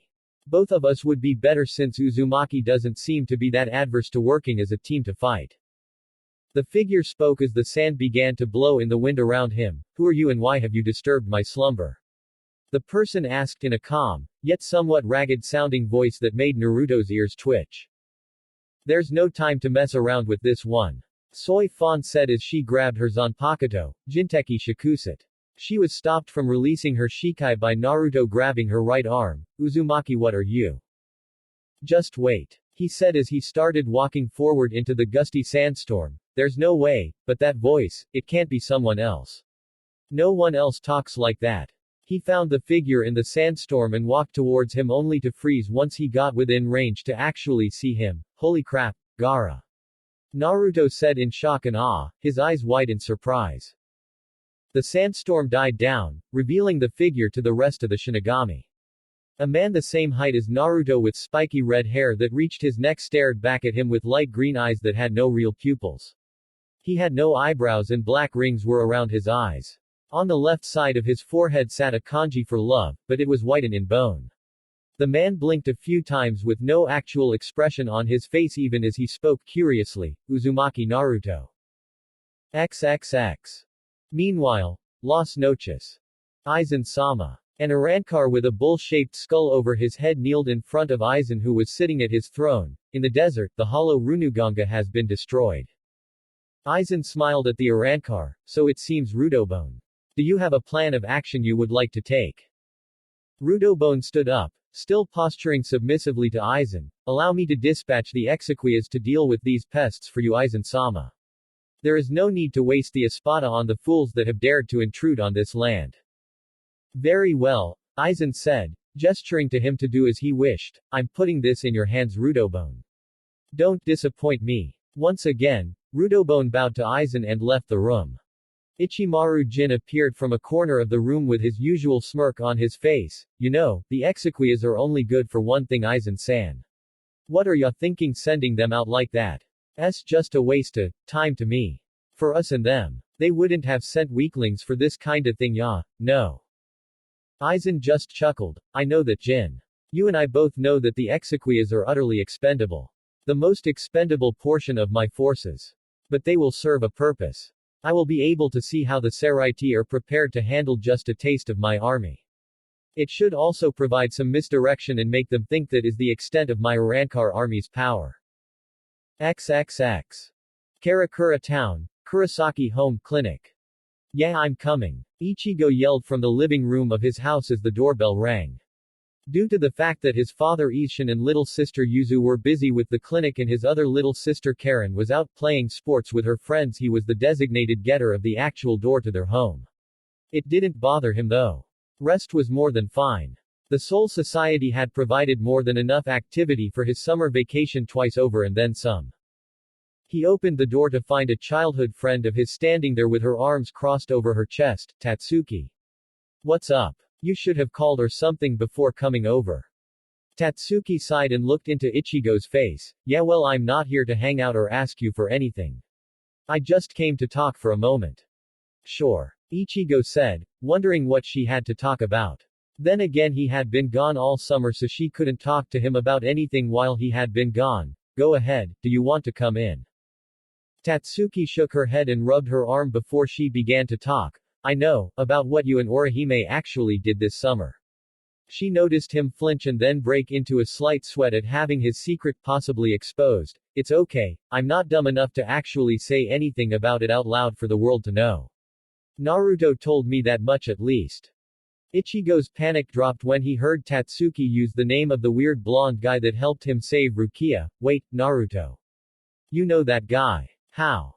Apparently, Tatsuki said before a smile came to her face, he's going to be my new trainer, and I can't wait. The guy is seriously strong. I don't think anyone at my dojo could lay a finger on him if he didn't want them to. Ichigo blinked a few times, so why would he train you? He asked, slightly bewildered before he noticed Tatsuki start to get mad. No offense, but I've seen what the guy can do. I don't think you'll be pulling any of that stuff for a long time if ever. Trust me. I don't think a regular person can get that strong. He felt comfortable saying that because there wasn't anything normal about Naruto in the least. Tatsuki's angry face turned to a toothy grin. It's a good thing I'm not exactly normal then, isn't it? Before Ichigo could dispute anything she was saying, she pointed directly in his face. I can see spirits, Ichigo, and apparently I have some power in me called chakra that Naruto said he can work with. You and Orihime have been keeping secrets from me and fighting. Well, now I'm directly involved, so next time don't hesitate to ask me for help if you need it. Help? Ichigo said, not really understanding it. Tatsuki, what could you do to help me out? She stood frozen before rubbing the back of her neck sheepishly. Right now, I guess nothing. Just give me some time and you'll see though. Tatsuki turned and began to walk away. That's all I wanted, Ichigo. But there's one more thing. Naruto said he wanted to talk to you, but there's no real hurry. He just said he'd see you next week. Later. She said as she waved and left the premises. Ichigo watched her leave, shaking his head as he walked back inside and shut the door behind him. Man, and I thought the weirdness would stop after I came back from the Soul Society. XXX. With Naruto and Shinigami, Hawako Mundo. As the Shinigami that had come with Naruto ran to his side as the sandstorm faded, both Naruto and Gaara spoke at the same time. What are you doing here? Naruto followed up and laid out his questions first. Gaara, what are you doing here? How are you still alive? It's been thousands of years. And how did you end up being an Arankar or even a hollow in the first place? Gaara raised an eyebrow. I'm here because I died Uzumaki. Do you have any questions that aren't simple? He smirked when he saw Naruto get a tick mark on his head, but has it really been thousands of years? Around 2000. Naruto said, surprised at seeing his old friend there. Gaara was dressed in a white-colored robe that covered all of his arms and legs with what looked to be a long beige scarf around his neck. What happened to you? Gaara looked at Naruto for about 30 seconds before speaking. I failed, Naruto. I wasn't able to keep Madara away from you and you wound up getting the Kyuubi extracted from you. Sasuke killed me when I attempted to get you out. Naruto put a hand on Gaara's shoulder. Sakura-chan resurrected me. I'm sorry, Gaara, it was my fault that all of that happened. We won though. It may have taken me a few years after that to get everything together, but we did it. Madara was stopped. He then took a good look at Gaara's face and noticed that he really didn't look any different from when he was alive. Gaara, what happened? The grief of failing you and everyone else turned me into a hollow. Gaara said sadly, I didn't roam for long before I became sick of my existence as a hollow and pulled my mask off. I then used the sands of this desert to hide myself away, from the hollow Baragon in particular. The ruler of Hawako Mundo wanted me to join his army and I chose not to. I have been at one with the sand ever since that day. Soy Fan spoke to the strangely docile hollow. She would have tried to finish it by now, but Naruto seemed to know him from years in the past and he wouldn't take too kindly to that if she did. He would probably violently lash out and possibly leave her there, but what of the massive hollow that attacked us? It was under your control, wasn't it? Runuganga was my avatar as I slumbered that manifested from my power. Gaara explained. I was aware of my surroundings in a loosely dreamlike state as he roamed under the sands, ever moving and keeping me safe from discovery or harm. He looked at his hands. My power must have grown while I was asleep. I do not remember feeling this strong when I was last awake. Naruto shook his head with a smile on his face. This is so great, now you can come back with me. Naruto shouted as he grabbed Gaara in a massive hug. Yeah. Gaara blinked and tried to struggle his way out of his old friend's grasp. Please let go of me, Naruto. Naruto did as instructed. And how can I come with you? If I were to go to the human world, then the Shinigami would attempt to exterminate me, even if I were to just try and exist there. Naruto turned around to Soy Fan and the others. You guys wouldn't do anything stupid like try to kill Gaara, would you? He asked with a dangerous gleam in his eye that only seemed to visibly shake Omaeda. Soy Fan scoffed and looked away from him. If he is to join your team like the other one, then he's your responsibility. Keeping him under watch is your job. Gaara shook his head. I have and would never attack a living soul. I had enough of that when I was alive. I simply slumbered while I was here to keep from fighting Baragon and dealing with the other aggressive hollows in Hueco Mundo. I had enough of killing them to keep them away. Naruto didn't want to just leave Gaara in Hueco Mundo. If they found him, then someone else could do so now that the thing that kept him safe and hidden was destroyed. Come on, Gaara. I could use the company. Being immortal kind of sucks. Gaara cocked a non-existent eyebrow. It's a long story. Very well. Gaara said, surprising a lot of them by smiling at Naruto. I will go with you. It would be nice to spend time with a friend again, and there is no separation of villages to keep us from communicating in this time either. Naruto happily extended his hand and Gaara wasted no time in shaking it. I do have to ask what you are doing here though. Naruto sighed. It's a long story. I'll tell you later. Nemu blinked and walked up to Naruto, staying behind him to keep herself out of Gaara's line of attack just in case. Is it really wise to trust this Arankar Uzumaki-san? He could be trying to fool you and sneak attack us. He could be an agent of Aizen Sosuke like the other Arankar you came across.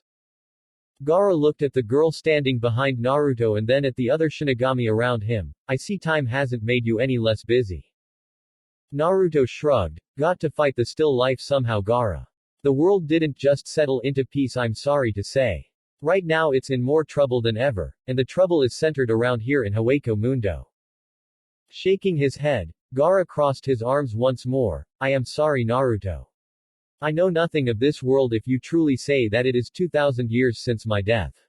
I am unable to assist you in this scope. Naruto nodded to his old friend and turned back to Soy Fan. So do we keep going?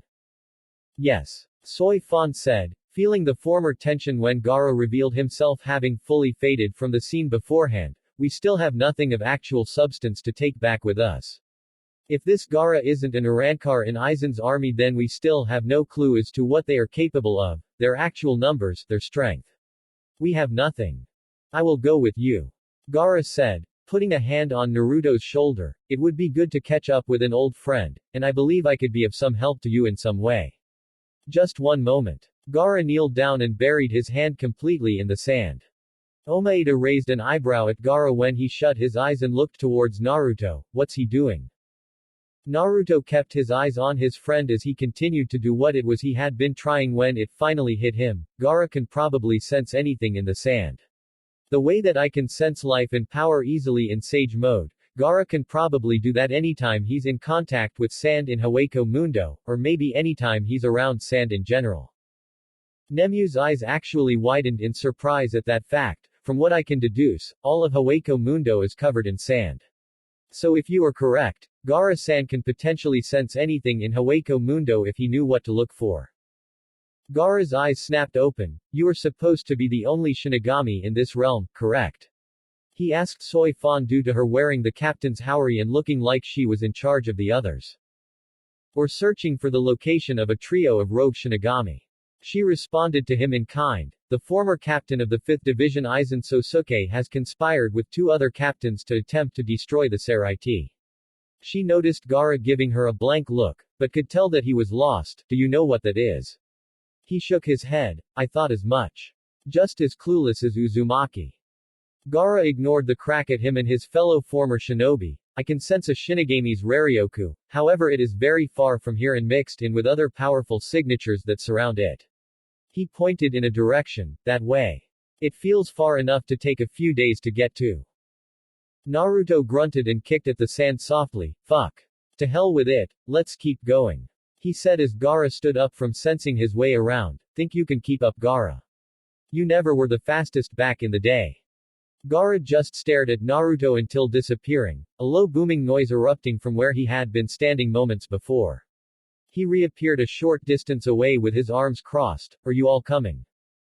Naruto chuckled and began to follow until he was grabbed on the arm by Soifan, who then spoke to him. Do not stay my blade again, Uzumaki. It doesn't matter that he used to be your friend in his past life, here he is a hollow, a monster that survives off of devouring the souls of others. The next time you do anything like that you will be defending yourself instead of them. Naruto just leered at her with no amount of care in his gaze that he usually looked at her with. Wrong or right isn't black or white. Just because Gaara's an Arankar doesn't make him evil. He jerked his arm out of her grip. I've met humans more evil, even a Shinigami more evil than most hollows. Most of them operate off of instinct, and the ones that are aware have the same ability that any human or soul has for good or evil. It's just lucky that I have no standing orders to kill hollows on sight. Soifan said, looking away from Naruto's eyes, which seemed to steal over once they locked with hers. She couldn't find herself able to meet that stare. For some reason it made her feel weak. She was a damn captain of the Gote 13, who was he to make her feel this way for no reason? You need to relax sometimes, I swear, I'm going to make sure you chill out a bit before you leave Karakura town. Naruto then began walking after Gaara and the two lieutenants up ahead before adding something on the end. Don't seriously threaten me again, Joubaki. Usually when you chase me it's fun. I like you a lot, and I'll keep thinking of you like that until you do something like attack my friends. I wouldn't have stopped you for no reason. She stared at his back until returning her features to normal and walking along at her usual reserved gait. Whatever, Uzumaki. We still have work to do. XXX. Karakura town. Tatsuki and Orihime walked with Yoruichi through the base that Naruto still had to have his clone's outfit to look like a legitimate publishing company. The second in command of the whole operation was currently walking around with a clipboard taking notes on what needed to be done when he and the others got back from Hueco Mundo. Sorry Tatsuki, he's not here. She turned back towards the girl in question. He said he'd train you next week. I'm sure he'd like that you're eager, but Naruto didn't just throw out a random timeframe to start. Well, that sucks, Tatsuki muttered lowly. Now I'm all excited and I've got nothing to do for a whole week. She wasn't looking where she was going and bumped into someone. Hey. She looked up to find the guy that Naruto said was his assistant glaring down at her. Hidan stared at Tatsuki for a long while, making her feel slightly uncomfortable as there was just something about the guy that didn't feel normal. Eventually he grunted and turned to Yoruichi. This is the girl that Uzumaki brat said he was going to train. Yoruichi smiled at the usually hostile Arankar in hiding. Yes Hidan, this is Tatsuki. You know Orihime by now since she was here yesterday too. She's thinking about helping us out as well, so be nice. I don't do nice, Hidan said. I do kill and don't kill. Yoruichi gave him a dry look as the two younger girls recoiled at his somewhat serious tone at how he said that. Isn't he just lovely? She asked sarcastically before thinking of something. Wait, Hidan, you were a shinobi like Naruto was, weren't you? Hidan gave her an offended look. You say it like neither of us are anymore. You let Uzumaki brat hear you say that and he's going to tear that pretty little ass of yours up. He ignored her spike in Reiatsu. Whether it was for his language or vulgar content of conversation, he didn't care. We're different in how we fight, but at some point we were trained almost the same way. I can see what she's got at the very least. So, basement. Yoruichi said, pointing down with a raised eyebrow. Basement. Hidan confirmed, turning back around and heading back from where he had just come from. Yoruichi led the girls downstairs, following Hidan, who was muttering about having to turn and go back downstairs after he had just gotten through training his other powers. Once they got there, Tatsuki gawked at the sheer size of the place. How is this under a building? Orihime brightly informed her. Mr. Urahara is really good at making these places. He has one under his shop too. Hidan was standing out in the middle of an open area waiting impatiently. Is she going to get over here or what? I don't have all day, you know. I'm hungry. Yoruichi rolled her eyes and turned to Tatsuki. Go ahead. Don't worry, he won't do anything too bad, and you wanted to train anyway, didn't you? I didn't even bring my GI. Tatsuki said indignantly as she walked out to face Hidan, who scoffed. A GI. He gestured to himself wearing his street clothes. Do I look like I'm wearing anything like that? You should know that you're not going to be in a GI for an actual fight, so suck it up, missy. He spread his arms wide and tilted his head to the side. Okay, go ahead. What? Tatsuki said in disbelief. She had already been in her fighting stance ready to go at this point. Go ahead. Hidan repeated, still standing wide open for attack. Give me your best shot, your very best shot. Don't hold back at all, hit me like I'm a heavy bag. Tatsuki looked back at Yoruichi and Orihime, getting a nod out of Yoruichi. Oi. What the fuck are you looking at her for? Do you need permission to throw a goddamn punch? Hit me already, bitch. Tatsuki growled at Hidan and ran directly towards him. He wants my best shot. Let's see how you like this then, you prick. She let out a loud yell of exertion and delivered a textbook straight right hand right to Hidan's face. The hit sent him sliding back across the ground, but to her surprise he never fell or stumbled back even a step. What? That should have broken your jaw. Who said it didn't? Hidan said, slightly mumbling. An angry red mark appeared on his face where Tatsuki hit him as he started walking back towards her. That was a pretty good shot. You injured my jaw, but Uzumaki would have snapped my neck if he had a clean shot like that one. What? Tatsuki took a step back as Hidan seemed to walk back towards her as if nothing had just happened. Snap your neck. And you're not dead. Hidan smirked and chuckled darkly. You can't kill this body with physical damage. I'm pretty much immortal if you didn't know. He saw Tatsuki's jaw drop. Uzumaki brat told you about the hollows and Shinigami and all of that, right? He didn't tell you jack about either of us though. No way. That can't be true. Tatsuki said defiantly. Yoruichi sighed and covered Orihime's eyes with her hands. Yeah, you're not going to want to see this next part. Hidan grabbed the cylinder around his neck and extended the spike. Tatsuki bristled, thinking he was going to attack her with it, but recoiled in horror when Hidan drove it directly into his chest. What the hell? Are you insane? Yes, but that's not what you should have been paying attention to. Hidan said, pulling the spike out of his chest and letting it recede back into the cylinder, so you can pretty much beat on me as much as you want. My spirit body is way more durable than this one, but in this body you couldn't kill me with any weapon you could possibly get your hands on. He walked towards her and found that she was shaking slightly, putting a frown on his face. No more of that. If you're afraid of just that, then you might as well quit now. No one's even done anything to you yet. Tatsuki swallowed a nervous lump in her throat and nodded. Hidan stepped back from her a few feet and stood across from her. So I'll guess that you at least know how to generate your own chakra. I would have at least told you how to do that much before leaving to run around Hueco Mundo raising hell. Bastard won't let me go. He saw Tatsuki make the ram seal that Naruto taught her and allow her chakra to build. Good. Orihime called out across the field to both of them, Mr. Hidan, do you want me to heal your face? He looked up at Orihime and watched her shiver slightly at the expression on his face. No. I'm fine. Nothing like a little pain to let you know you're alive. I'll have to settle with my own sins if I use the jutsu I want to use on Uzumaki brat's protege before he ever even got to her. He'd tear me apart and scatter me to the four corners of the planet. Yoruichi smirked over from the sidelines. So are you going to teach her anything?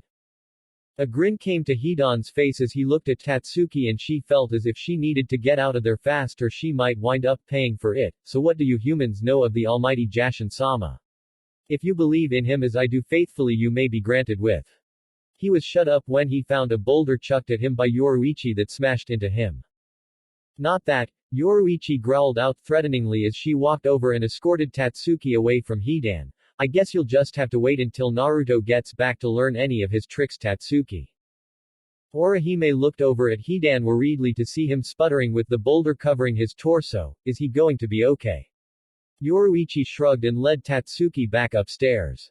Instead of directly following, Orihime ran over to the boulder Hidan was under, kneeling by him. Are you alright? Hidan held up a shaky thumbs up. Immortal, he choked out before coughing again, but could you get the rock off of me? My legs don't seem to be working right now. Orihime nodded and stood back. Okay Mr. Hidan, 1 second. Koden Zanshin, solitary sacred cutting shield. One of the petals on Orihime's hair clip transformed into a flash of light that hit the boulder and pulverized it, freeing Hidan. Orihime ran over and kneeled over his injured body once more. Hold on for just one more moment. Soden Kishun, twin sacred return shield. Hidan watched in surprise as two of the flowers on her hair clip this time went to the opposite ends of his body and engulfed him in a barrier that began to heal him. Hidan looked up and met Orihime's eyes. Okay, after seeing that, I'm with Uzumaki Brat, and I'm not stark raving mad when I'm saying this. I think it would be fucking awesome if you were on the squad. Orihime just smiled as she continued to heal his body, maybe. XXX. One day later, with Naruto, Hawako Mundo. The expedition group comprised of Soi Fon, Omaeda, Nemu, and Naruto followed Gaara as they continued to move through the desert of Hawako Mundo. Despite cutting a swift pace across the landscape, nothing seemed to ever change in appearance, letting them know just how vast the place was. No one had let out any complaints, even Omaeda lest he suffer his captain's wrath at making her squad look weak out in the field, but even Soi Fon and Naruto's patience had begun to wear thin. It had been nothing but running and momentary rest for the night, followed by more running the next day. They hadn't even run across any more hollows all the while. Gaara-san. Nemu said, getting the redhead's attention, can you tell me what of all of the hollows in Hawako Mundo? Surely there have to be some around somewhere. Gaara answered her, as I'm sure Naruto told you before, most of the notable hollows, what you refer to as Maino's class, reside underground. Weaker hollows normally do not come out and roam the deserts for risk of being devoured by those more powerful than themselves. They instead head to the human world for what they perceive to be easy prey. Most hollows simply hide and exist on their own, waiting until they are provoked or are driven to a great enough feeling of emptiness to hunt about or as I said head to the human world. Soi Fon focused and began to scan around for anything close before narrowing her eyes. Something is coming this way. Is it strong? Naruto asked her, getting a shake of the head in response. Oh well, play it safe. Ambush. Soi Fon nodded and Naruto grabbed her, surprising her as he made hand seals before she could even complain. Close your eyes. Doten. Moguragakure no Jutsu, Earth Release. Hiding like a mole jutsu. Naruto and Soi Fon then vanished underground beneath the sand. Gaara looked over at Nemu and Omaeda and drew his spear. Take a breath. He said before stabbing it into the ground and causing a small whirlpool of sand that sucked them all in, hiding them underneath as well. After a moment of no motion in the area from any of the people hidden underground, a pair of figures chasing another smaller, cloaked person across the sands came running over the area, followed by a large eel-like hollow. One of the two had a large body with a yellow bodysuit covered in polka dots as clothing. They also had a very large head, almost the size of their body, that was covered in a mask that resembled a tiki mask. The other of the two chasing after the smaller figure was rather skinny with an insect-like mask on its face complete with mandibles and horns. The right eye was covered with a purple veil. This one had a purple body but the torso was covered by white armor as well as a purple loincloth. The hollow hole was positioned on the belly slightly under the armor. Just as they kept running, a pair of hands shot up from the sand, grabbing the two pursuing figures by their ankles and holding them in place. Huh. They both said just as Soi Fon jumped out of the sand and smashed them both with hard kicks that sent them flying. The large eel-like hollow stopped in its tracks when a large hand of sand grabbed it around the body and hoisted it up into the air. Gaara then revealed himself from underneath the ground followed by Nemu and Omaeda who sputtered and spit out sand. What, do I look like I breathe sand? Nemu simply dusted herself off. Gaara-san instructed you to take a breath before going under. Soi Fon shoved her arm into the sand where Naruto's hands had been sticking out from and pulled up sharply, lifting Naruto up from the sand by his throat with one arm with an angry look on her face while she shook him repeatedly. I didn't need you to drag me under the sand. I could have hidden myself without you, Uzumaki. Naruto got her to release him and brushed the sand off of his sage coat. Where else could you have possibly hidden? He asked her rhetorically before turning to the giant sand hand holding the large hollow up. Gaara, could you go ahead and finish up so we can keep going? No. The small cloaked figure that had been chased yelled out, getting everyone's attention. Why did you beat up my brothers? The little figure pulled down the hood of the cloak to reveal a little girl with blue-green hair and hazel eyes. A crimson line stretched horizontally across her face under her eyes and a scar came down her forehead to her nose. However, her most noticeable trait was the skull mask on top of her head that had a crack in it and was missing teeth. Naruto walked over to the little girl and kneeled down. But weren't they chasing after you? She nodded happily. Yep, it's eternal pursuit. It's a game, she said with a lisp. Naruto face faulted into the sand and Soy Fan palmed her face. Okay, let's just get a move on. Soy Fan said, done with the whole situation. This is obviously another Arrancar that has nothing to do with Aizen's army at all. We're getting nothing out of this. Just wait. Naruto said, urging her to hold on for a moment before he put a hand on the little Arrancar's head. What are you doing out here all by yourself? He couldn't sense much power from her at all. Nell isn't alone. The little girl said as the other two that Soy Fan had kicked away earlier made their way back over rapidly, leaving a trail of dust in their wake. Nell has her brothers Dondochaka and Peshi. The two other Arrancar stopped at Nell's side, panting heavily at running all the way back as fast as they could. Soy Fan's eye twitched at seeing them just get right back up from her attacks. They got up from that. Damn limiter, why did Yamamoto Sotaicho put a soul limiter on us? Even if we were staying in the human world we would eventually have to come to Hueco Mundo. Naruto did a double take as he turned to her. You still have that on. Why the fuck didn't you tell me that before we got here? I thought you'd gotten it taken off before we left the base. There's nothing we can do about it without good reason to have it removed. Soy Fan explained to Naruto, who didn't like the news that he had taken a handicapped crew into the Hornet's Nest. It's protocol for all lieutenant and captain level Shinigami. Okay, Naruto said, holding the bridge of his nose, and that's as far as we're going on this little trip into Hueco Mundo. He said with finality, Yamamoto Gigi better get his shit together, sending you guys in without full power. Why leave? The skinny Arrancar, Peshi said, if you go anywhere else you could run into Shinigami or something like that. Nemu blinked, keeping her dulcet expression on her face. We are Shinigami.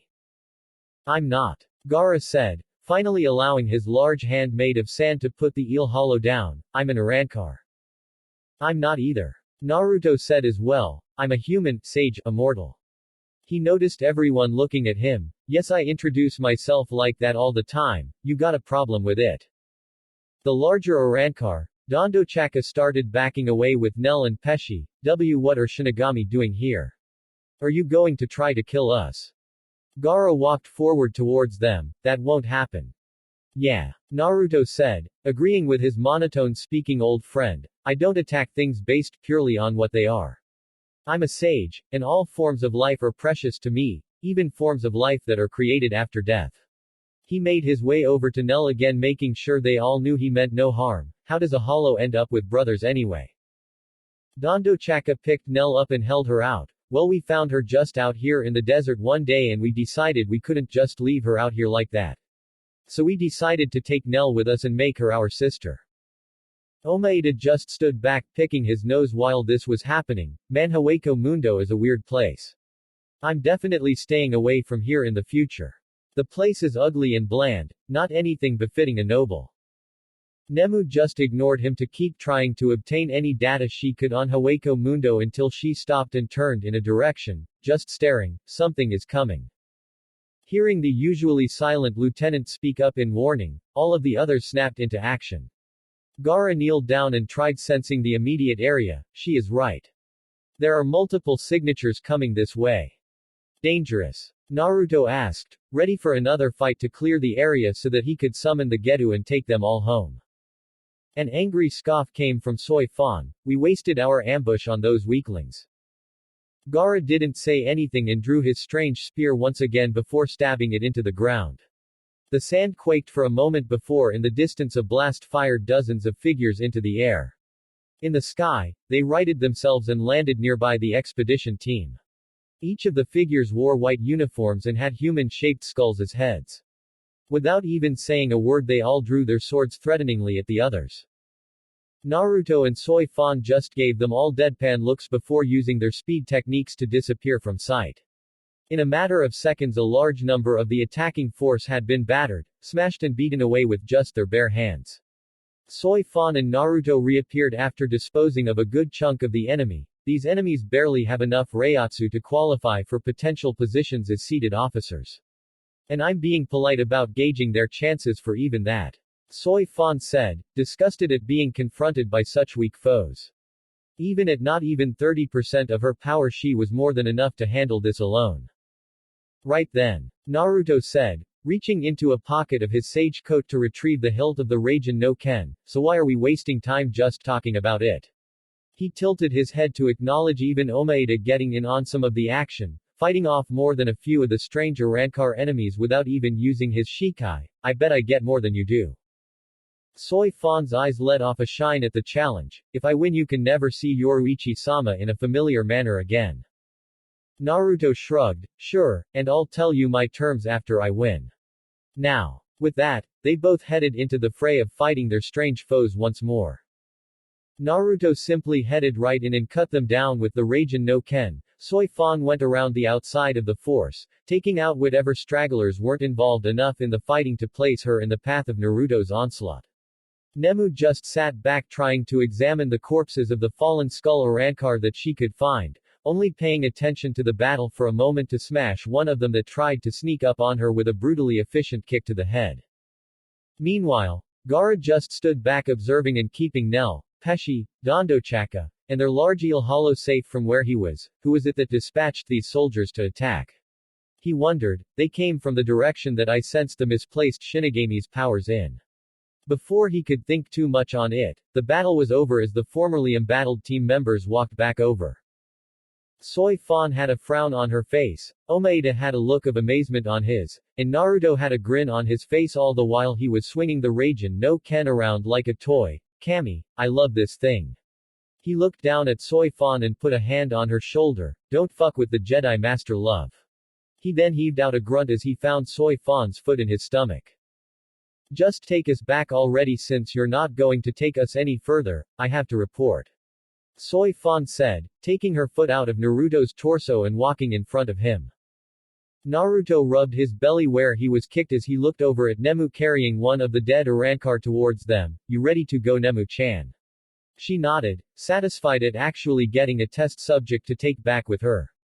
Naruto began making a long chain of hand seals before smashing his hand against the ground, his eyes flickering with the Rinnegan for just a moment. Getu, outer path.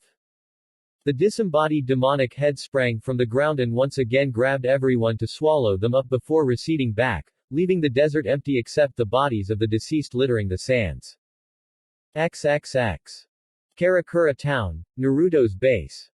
The portal reformed in the air and spat them all out high above the ground of the training room. Naruto, Gaara, and Omaeda all fell to the ground in a heap, with Naruto immediately jumping to his feet after his fall and glaring at the disappearing Getu as Nemu and Soi Fan dropped to the ground safely. I think that stupid thing is sexist or something. This is the fourth time that piece of shit spat me out like that. He turned towards a groaning Omaeda. You okay, big man? The large lieutenant rolled over and sat up. I'm fine, luckily my neck broke my fall. Gaara got up off of the ground glaring at Naruto. I could have formed my own way to this plane, Naruto. Naruto sneered at Gaara, who he could guess was scolding him for flagrant use of Getu. Well, next time cut us a garganta yourself so that I don't have to hear you complain. Soi Fan and Nemu had taken the time provided to go back to their Gigai and were about to leave when Naruto called out to them. Wait a minute, Joubaki, you lost the bet. Soi Fan turned around abruptly to see Naruto smirking at her. I wasn't even at 100%. You can't count that. Naruto chuckled. I can because you accepted and actually made terms to the bet. Now I want to tell you what I'm getting out of winning, so get over here. Soy Fan glared at him until he made a gesture telling her to go over to him. I can say it out loud, I just thought you'd want to save some face in front of your lieutenant. She narrowed her eyes at him but walked over nonetheless. Standing by Naruto he whispered in her ear, and whatever he told her got her to widen her eyes and shake her head slowly. You have to do it. He said before she could dispute anything, you need to take a break anyway. If anything I'm doing you a favor.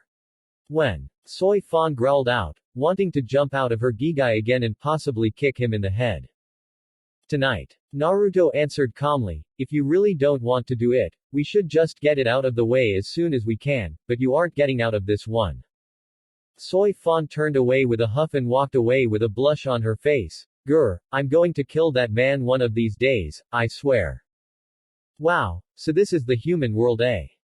That voice not only stopped Soy Fan in her tracks, but got everyone else in the room to come to an abrupt stop as well. Everyone hurried over to a different area of the room and found the three Arankar that they thought they had left in the desert, Nell, Pesci, and Dondochaka, sitting around looking at the landscape of the room. It looks like Hueco Mundo but with rocks. The skinny Arankar Pesci said. Naruto palmed his face while the others all looked at him strangely. I swear, I didn't do that on purpose, he said when he felt Soy Fan and Gaara glaring at him. The fucking Getu hates me. XXX. Hueco Mundo, Las Noches. Aizen walked through the halls of Las Noches, flanked by Ichimaru and Tusen Kanami. I believe I've let them get enough of a chance to scout my territory, however this won't be the battlefield as they anticipate it to be. I believe it's about time I run some general reconnaissance of my own. Rudobone and his exequias failed. Tusen said rather distastefully at the turn of events. Jin simply kept his usual closed-eye smirk on his face as he spoke next. Did you really expect them to? We didn't send that many of them for them to even stand a chance against anyone the Gote 13 would think would be worth sending. That was just cannon fodder. Jin is right. Aizen said to Tusen, only any Arankar with any substance or actual skill and power will be of any use in the coming battle.